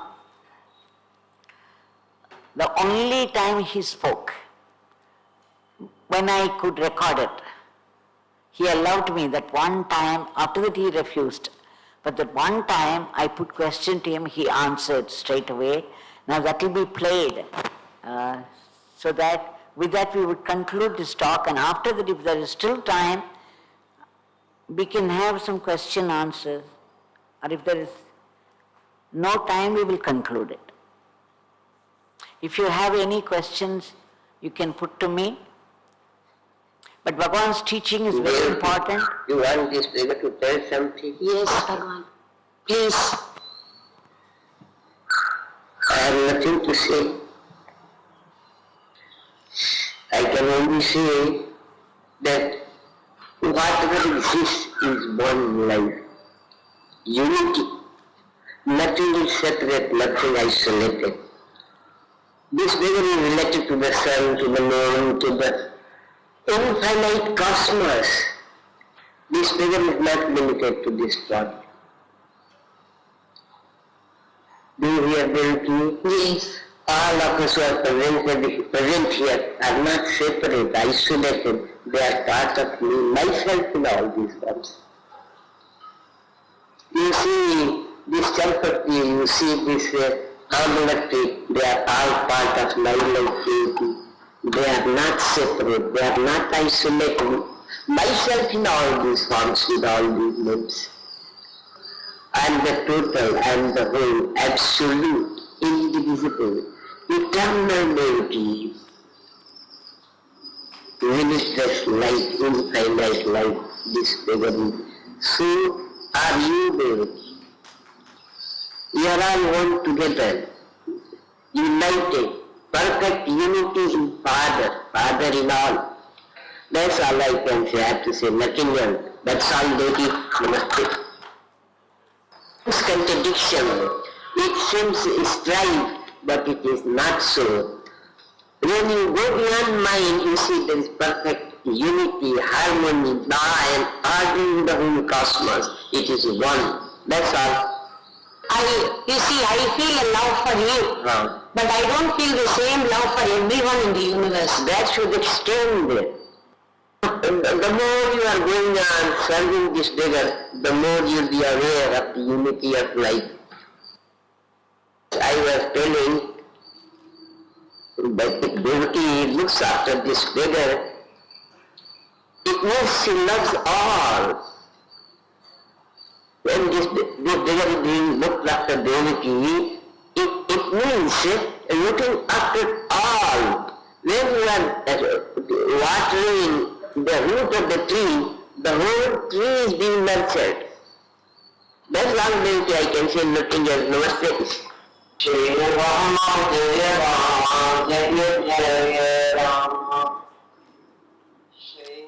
So you see, he is conveying a very important part, important teaching to all of us. When we do Guru Seva, he says, Devaki is looking after this beggar. As you go on doing Seva to this beggar, you will begin to see this beggar everywhere in everything. You are that. So this Guru Seva is very, very important. He says, when you water the root of a tree, it goes to the entire tree, every branch, every leaf, every flower, every fruit. Like that, a Mahatma is one with the entire creation. And so when you feed a Mahatma, or when you do Seva to a Mahatma, it is Seva to the whole creation. It is offering food to the whole creation. And when you keep on doing Seva, slowly our mind expands more and you begin to see your Guru in everything and in everyone. And you cannot pretend the love that you don't feel. The love wells up from inside. Just looking at people, it's a costless love. You don't love people for something's sake. You just love people because the love wells up inside, very naturally like a spring. And this can happen by Guru Seva and Guru Nama.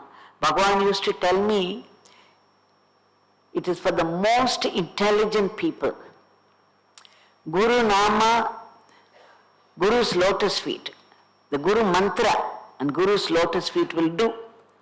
This is the shortest and the fastest and the highest path to the ultimate. For the less intelligent people, Bhagavad Gita, Yoga Vasishtam, and all those books are necessary. It's just a river. And we all think when somebody reads Bhagavad Gita, Yoga Vasishtam, oh God, they're all very high level people. But Bhagavan said, புத்திமான் புத்திசாலி என்ன பண்ணுவானா, எப்படி பிள்ளையார் வந்து அம்மா அப்பாவை சுத்திட்டு வந்து அந்த மாங்காய் வாங்கி மாம்பழத்தை வாங்கின்னு போயிட்டார் இல்லையா, அந்த மாதிரி குருவுடைய லோட்டஸ் ஃபீட்டை வர்ஷிப் பண்றதும் குரு நாமத்தை சொல்றதும் தான் எல்லாத்தையும் விட ஈஸியா அதுதான். அதுதான் ஹையஸ்ட் பாத்துன்னு சொல்றார் பகவான். அதுதான் ஈஸியஸ்ட் பாத், ஹையஸ்ட் பாத், அந்த ஷார்டஸ்ட் ரூட் அப்படிங்கிற. அதனால நம்ம எல்லாரும் இன்டெலிஜென்ட் அப்படின்னு நம்ம சொல்லிட்டோம்னாக்க நம்ம இதை மட்டும் பண்ணினா போறோம், குரு நாமும் போறோம், குருவோட பாதுகாசை மனசுக்குள்ள வர்ஷிப் பண்ணிட்டே இருந்தாலே போறோம். நமக்கு வந்து எல்லா இடத்துலயும் எல்லார்கிட்டையும் குரு தெரிய ஆரம்பிச்சிருவார். நமக்குள்ள நம்மளே அறியாம ஒரு அன்பு, யாரை பார்த்தாலும் ஒரு அன்பு. When they suffer, you will suffer with them. When they are joyful, you feel a joy.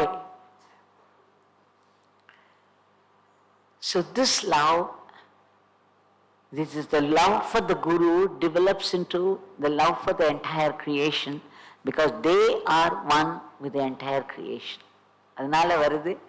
அதனால நம்ம எல்லாருமே குரு நாம நமக்கு கொடுத்துருக்கார் பகவான் யோகி ராம் சுரத்குமார். அப்படி ஒரு பொட்டன்ட் மந்த்ராவை நமக்கு கொடுத்துருக்கார்.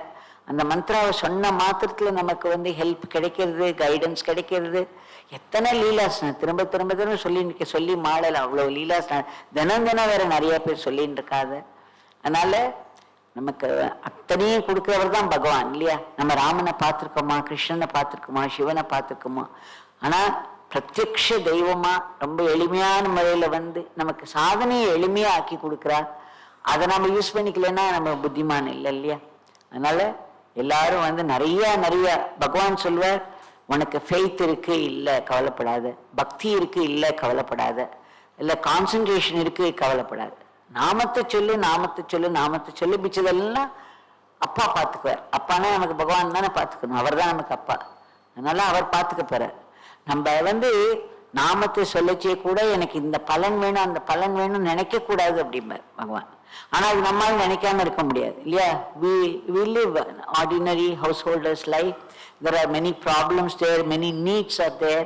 So there is nothing wrong in asking for something. If we do not ask God, we will be asking ordinary people. We'll be holding on to their feet. Why should we?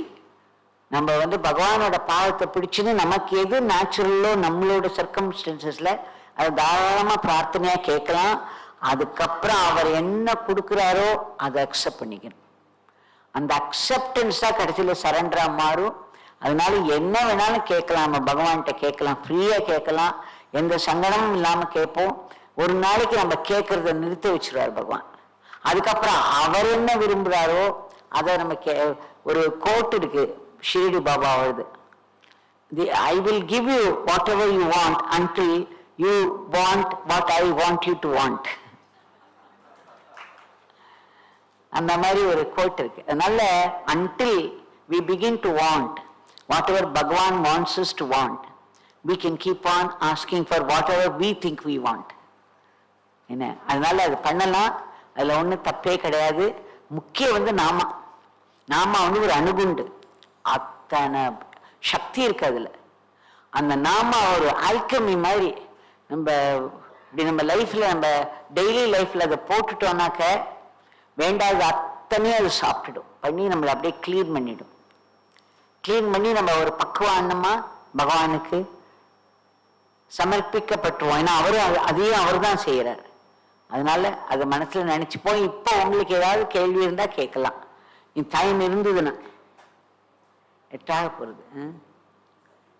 சரி சரி.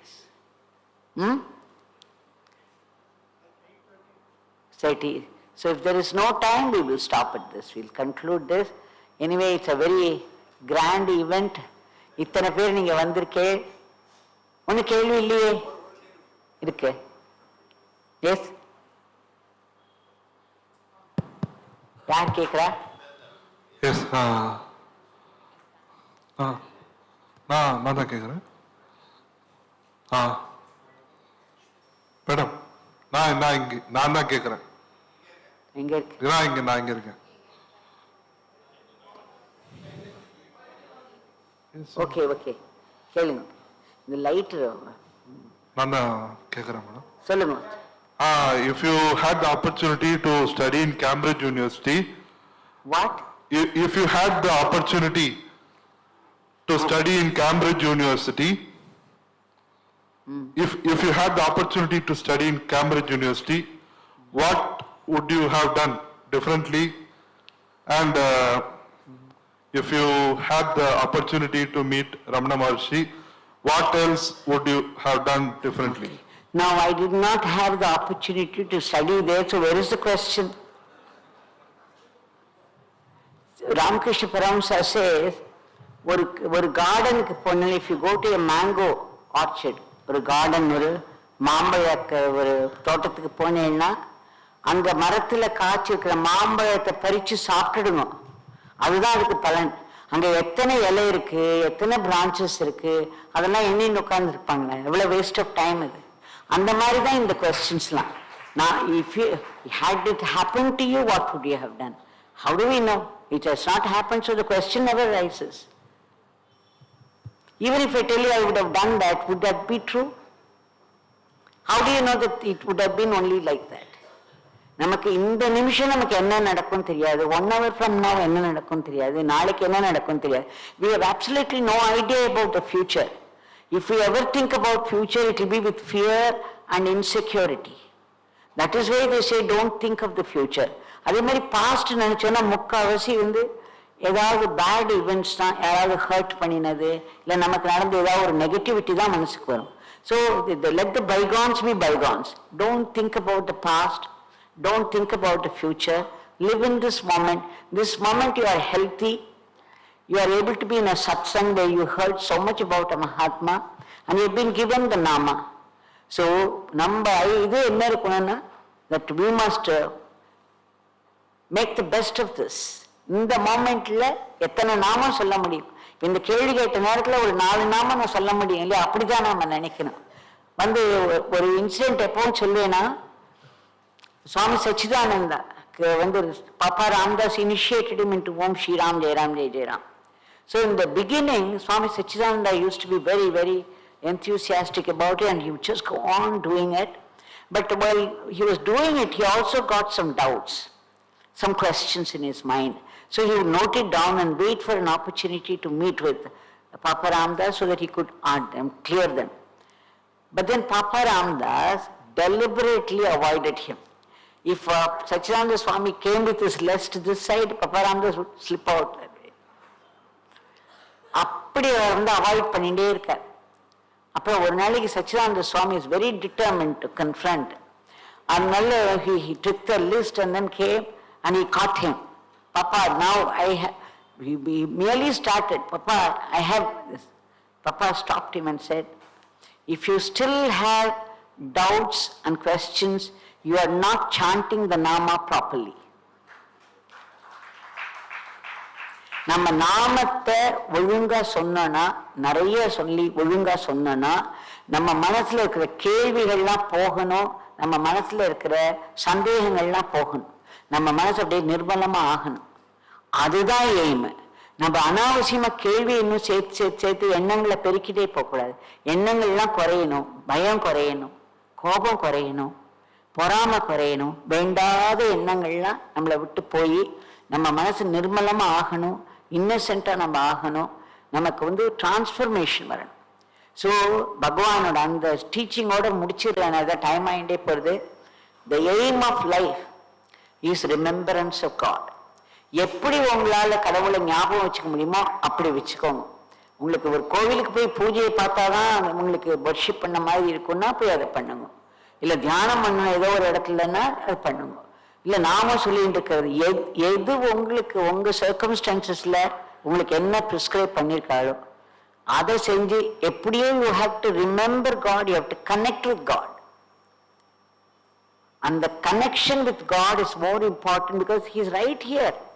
He is not elsewhere. He is right inside you. You can just, like I said in Abhayam, you can bend and you can talk to him. You can talk to him endlessly. He is such a patient listener. He will not talk back. அவர் உங்களை restrain பண்ண மாட்டார், உங்ககிட்ட திரும்ப பேச மாட்டார், உங்களை கண்ணா பின்னான்னு திட்ட மாட்டார். நீங்கள் நம்ம எவ்வளோ ஸ்டூப்பிடாக பேசினாலும் பொறுத்துன்னு கேட்டுன்னு இருப்பார். நமக்கு சில சமயம் எதிர்பாராமல் பதிலும் வரும். அதனால develop the habit of talking to him all the time. இல்லைன்னா நம்ம யார்கிட்டயும் போய் எதையோ வளரின்னு இருப்போம் இல்லையா? அதனால அதெல்லாம் நிற்கணும்னா நம்ம கடவுள்கிட்ட பேச ஆரம்பிக்கணும். நம்ம குருநாதர் நமக்குள்ள இருக்க குருநாதர் கிட்ட சதா பேசினே இருங்க. அவர்கிட்ட எல்லாத்தையும் ரிப்போர்ட் பண்ணுங்க. Completely empty your mind and fill it up with Rama. This இந்த மோமெண்ட்டை மட்டும் நினைங்க. இந்த மோமெண்ட்ல எனக்கு இது இருக்கு, நாளைக்கு எப்படி வேணா நடக்கலாம். குருவோட கிருப்பையில நடக்க போறது மாறலாம். நம்ம ஏன் பயந்து அதை நினைச்சுக்கணும்? நமக்கு எதுக்கு insecurity? When Gurunatha is with us, and no negative forces can come anywhere near. Be very assured. Be sure of that. And குருநாதரோட கிருப்பைங்கிறது சாதாரணமா இடப்படக்கூடாது. அதே மாதிரி குருநாதர் ஒரு உடம்புக்கு கட்டுப்பட்டவர் இல்லை. He is everywhere. There is no place where he is not. அந்த கிருப்பை, குருநாதருடைய கிருப்பைங்கிறது நம்ம கிட்ட சதா நம்ம மேல விழுந்துட்டே இருக்கு. We are in the view of Gurunath. நம்முடைய குருதேவருடைய வியூல நம்ம எப்பவுமே இருந்துட்டு இருக்கோம். நம்ம அப்படி அவர் போயிடுவான்னு பயமா இருந்துன்னா பேசிட்டே இருக்கோம். நீங்க நாம சொல்லும் பொழுது he is with you, he is within you and with you. அதனால தான் நாமத்தை சொல்லி சொல்லி சொல்லி அவரை தக்க வச்சுக்கணும். இந்த நாமத்தை சொல்ல மறந்து போற இல்லையா, அப்பெல்லாம் he becomes a witness consciousness. அவரை நீ என்னவோ பண்ணிக்கொண்டு விட்டுருவார். அதனால அதுக்காகத்தான் நம்ம நாமம் சொல்லி சொல்லி இந்த நாமியோட பிரசன்ஸை வச்சுக்கணும். அந்த மிச்ச நேரம்லாம் அவர்கிட்ட பேசினே இருந்தோம்னா பாவம், அவருக்கு வேற வழி கிடையாது, கேட்டுதான் ஆகணும், நம்ம கூட இருந்துதான் ஆகணும். அதனால this is one way of preserving the presence of God or guru or grace. So that we should do. நம்ம மிச்ச தாட்ஸ் எல்லாம் வேண்டவே வேண்டாம். அனாவசியமா வெளியில இருக்கிற குப்பையெல்லாம் எடுத்து வீட்டுக்குள்ள போட்டுப்போமா நம்ம? சொல்லுங்க. அதே மாதிரி பாஸ்ட் நினைக்கிறவாள்லாம் ஒரு செத்த எலிய ஒரு கப்போர்டில் வச்சுட்டு இருக்கிற மாதிரி. அது என்ன பண்ண, நாத்தம் தானே அடிக்கும். அதனால தான் நிறைய பேருக்கு பல ப்ராப்ளம்ஸ் எல்லாம் வருது. ஒரே தாட்டை திரும்ப திரும்ப திரும்ப நினைச்சு, அதுவும் ஏதாவது ஒரு நெகட்டிவ் தாட்டை பிடிச்சிட்டு கடைசியில் ஒரு டிப்ரெஷன்ல கொண்டு போய் விட்டுறது. அதனால அதை நினைக்காதீங்க, பாஸ்டே நினைக்காதீங்க. ஃபியூச்சரை பத்தி நம்ம என்ன நினைச்சாலும் தப்பு தான். நமக்கு தெரியாது எப்படி நடக்கும்னு. ஆனா நமக்கு குருநாதர் இருக்கார். அந்த இன்விசிபிளா எப்படி கொற்ற மலையிலேருந்து கிருஷ்ணர் ஒரு அந்த மலையை, கோவர்தன மலையை பிடிச்சாரு இல்லையா, அந்த மாதிரி நம்ம குருநாதர் நமக்கு மேல ஒரு கோவர்தனகிரி எப்பவும் பிடிச்சுன்னே இருக்காரு. அவர் சுண்டு வரல தான் பிடிச்சுட்டு இருக்கார். அதனால நம்ம எப்பவுமே சேஃபா இருக்கோம் அவரோட ஃபோல்டுக்குள்ள.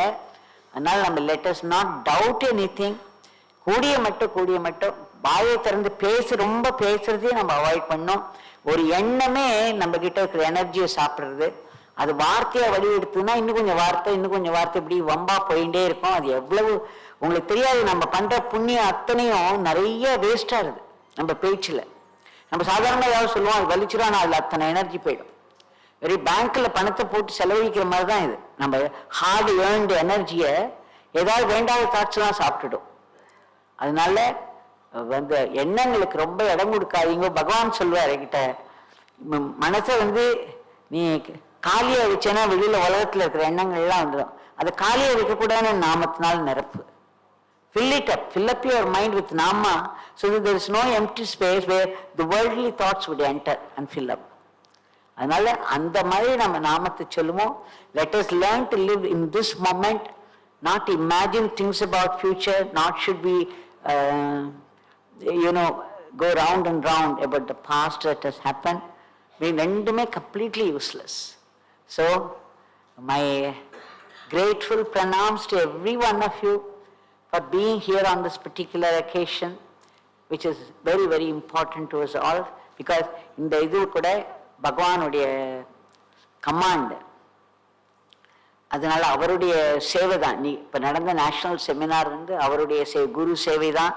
இதுல நீங்க இங்க உட்கார்ந்து இருக்கிறது உங்களுடைய பங்கு அந்த சேவையில. அதனால அதுக்குரிய பெரிய பலன் உங்களுக்கு கிடைக்கும். பகவான் சொல்லியிருக்க, time and money spent on this beggar will not go waste, they will only multiply. அதனால every one of you will be amply rewarded for this seva to Bhagwan, And let us remember, this life is meant for remembering God. Remembering the name is remembering God. Remembering God is living in God, which means security for whole life. Jai Yogi Ramsuratkumar. Right? Yes? You want to say something? Question? Okay. She has a question. யோகி ராம்சுரத்குமார் அம்மா, நாம sanding வந்து நம்ம நிறைய materialistic திங்ஸ்க்காக பண்றோம். அப்போ பண்ணும்போது நம்மளுடைய near and dear ஒன்ஸ்க்காகவும் நம்ம நாம சாண்ட் பண்ணது உண்டு for their problems to get resolve. அப்படி நம்ம பண்ணும்போது நம்மள சுத்தி இருக்கிறவங்க எல்லாருமே இறை நம்பிக்கை உடையவங்க கிடையாது. அவங்களுக்காக சம்டைம்ஸ் நம்ம வந்து ப்ராப்ளம்காக நம்ம நாம சாண்டிங் பண்றோம். பட் அதுல வந்து நாட் ஆல் த டைம் அவங்களுக்கு நம்பிக்கை இல்லைனாலும் when we tell the experience they don't take it. அதுல சம்டைம்ஸ் வந்து எவ்ரி டைம் அவங்களுக்காக நம்மளுக்கு சொல்லிக்கிறத விட சம்டைம்ஸ் அவங்களுடைய ப்ராப்ளம் சால்வ் ஆகிறதுக்கு நம்ம வந்து ஜாஸ்தி நம்ம நாம சாண்டிங் நிறையவே பண்றோம். இதுல ஒரு சம்டைம்ஸ் ஒரு டிசப்பாயின்மெண்ட்டும் நமக்கு வருது when they don't take the experiences from us. So இத நம்ம எப்படி வந்து எடுத்து நம்ம அவ பண்றா பண்ணலன்னு நம்ம பார்க்க வேண்டாமே. நமக்கு நாம ஒழுங்கா பண்ணிட்டே இருந்தோம்னா நமக்கு நடக்கிறத பார்த்து நம்ம எக்ஸாம்பிள் அவங்க they will start doing. Why should you get disappointed? Because you are expecting something from them. That is why you are disappointed. Don't expect. Just keep on doing. அவங்க மற்றவங்க ப்ராப்ளத்துக்கே கூட நம்ம நாமம் சொல்லிகிட்டே இருப்போம். அந்த நாமம் சொல்றது வந்து it is its own fulfillment. நம்ம வந்து ஒரு பலனை எதிர்பார்க்க வேண்டாம். நம்ம ஒரு பிரார்த்தனை பண்ணிப்போம், அவங்களுக்கு ஒரு நல்லது நடக்கும்னு பிரார்த்தனை பண்ணிப்போம். அப்படி பண்றதுலயே நாமத்தை சொல்லிகிட்டே இருந்தா போறோம். அவங்க கொஞ்சம் கொஞ்சமா அந்த நாமமே அவளை உணர வைக்கும். they will begin to feel, பாரு நம்ம என்ன சொன்னாலும் விடாம நாம சொல்றா, இவளுக்கு நல்லது நடக்கிறது, நம்ம இந்த மாதிரி இருக்கணும் அப்படிங்கிற எண்ணம் தோண ஆரம்பிச்சிடும். it is the divine nama that does it. பகவான் சொல்வார், நீங்க நாமத்தை சொல்லும்போது when you are chanting the name, the nama will do everything for you. The nama will start running your life. You don't have to even pray separately. நீங்க பிரார்த்தனையும் கூட பண்ண வேண்டாம். நீங்க நாமத்தை சொல்லும் பொழுது இந்த நாமமே உங்களுக்கு வேணுங்கிற எல்லாத்தையும் செஞ்சிடும்னே சொல்வார். ஏன்னா அந்த நாமங்கிறது என்ன? நாமி தானே. அந்த நாமிங்கிறது என்னது? நம்ம மனத்துல இருக்கிற ஒரு எண்ணம் விடாம அத்தனையும் தெரியுற அந்த டிவினிட்டி உள்ள இருக்கிற அந்த சைத்தன்யம். அந்த சைத்தன்யத்துக்கு தெரியாததே எதுவும் கிடையாது, அதால செய்ய முடியாததும் கிடையாது. அதனால அந்த சைத்தன்யம், அந்த நாமாங்கிறதே நாமி தான். அந்த நாமிக்கு என்ன பண்ணணும் எப்ப பண்ணணும்னு தெரியும். நமக்கு பொறுமை இல்லாம நம்ம புலம்புறோம், அவ்வளவுதான். என்ன, நம்ம நாமத்தை சொல்லி சொல்லி சொல்லி வேணும்னா பிரார்த்தனை பண்ணிக்கலாம், இல்ல பிரார்த்தனை பண்ணினாலும் பண்ணலைனாலும் நம்ம நினைக்கிற காரியம் நடக்கும். அது கண்டிப்பா நடக்கும். மற்றவங்க என்ன நினைக்கிறாங்க நம்ம பாதர் பண்ணிக்கூடாது.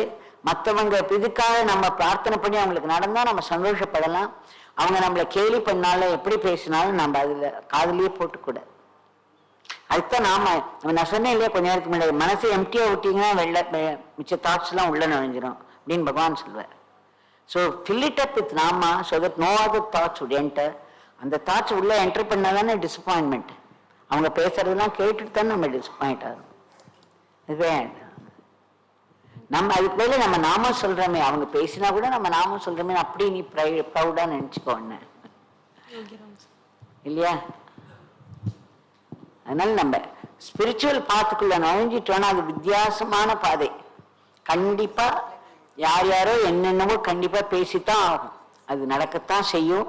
நம்ம அதையே காதுல போட்டுக்காம நம்ம இதுல போக்கஸ்டா நம்ம மட்டும் போயிட்டே இருக்கணும். S,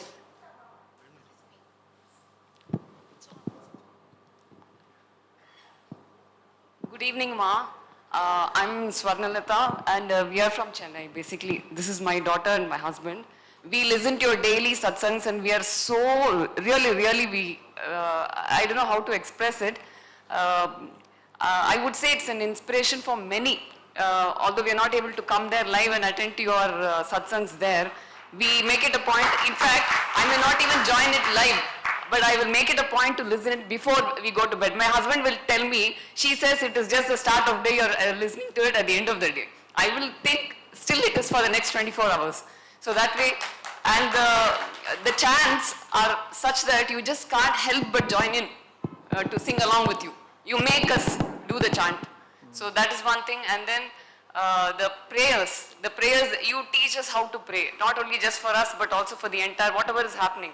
And I've seen the comments in the net where people have said that they're so moved by the way you've been. Can I tell you this? Because these things can be said to me personally, because others have to go home and they're all waiting. Okay, okay. So if there is any doubt, genuine doubt by which you would benefit, you can put it to me. But these comments can come to me privately. Okay, sure. Okay. Sure. If you have any question, you can. No question. Okay, right. So I'm so happy that you have all been patient, and let us all pray to Bhagwan that for our all-round welfare and progress, both physically, mentally and spiritually. நம்ம பிரார்த்தனை பண்ணிட்டே இருப்போம், நாம சொல்லிகிட்டே இருப்போம், மிச்சதெல்லாம் பகவான் பார்த்துப்பார், நம்ம குருநாதர் பார்த்துப்பார். சரியா? Right. Yogi Ramsuratkumar. Jai.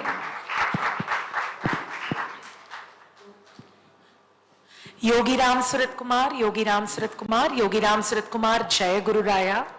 A big thank you to our dear Bhagwan Yogi Ramsuratkumar for letting all of us partake of these divine words of wisdom from Ma Devaki. Again, a very big thank you to all of you for being here and making this satsang a grand success. Dear Ma, thank you so much. It was so lovely to hear you speak, and thank you for talking so much about Bhagwan's oneness with so many gods and so many Mahatmas. We were truly inspired. Jai Bhagwan Yogi Ramsuratkumar. We request you all to please collect some prasadam before you leave the hall.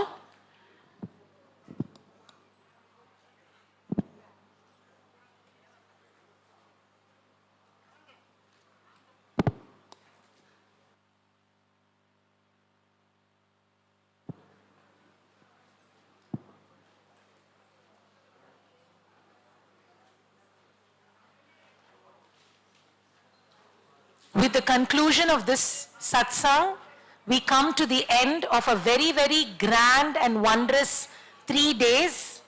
Thank you, volunteers, thank you, organizers, thank you, devotees, for making this national conference and the subsequent cultural programs and satsang a grand success.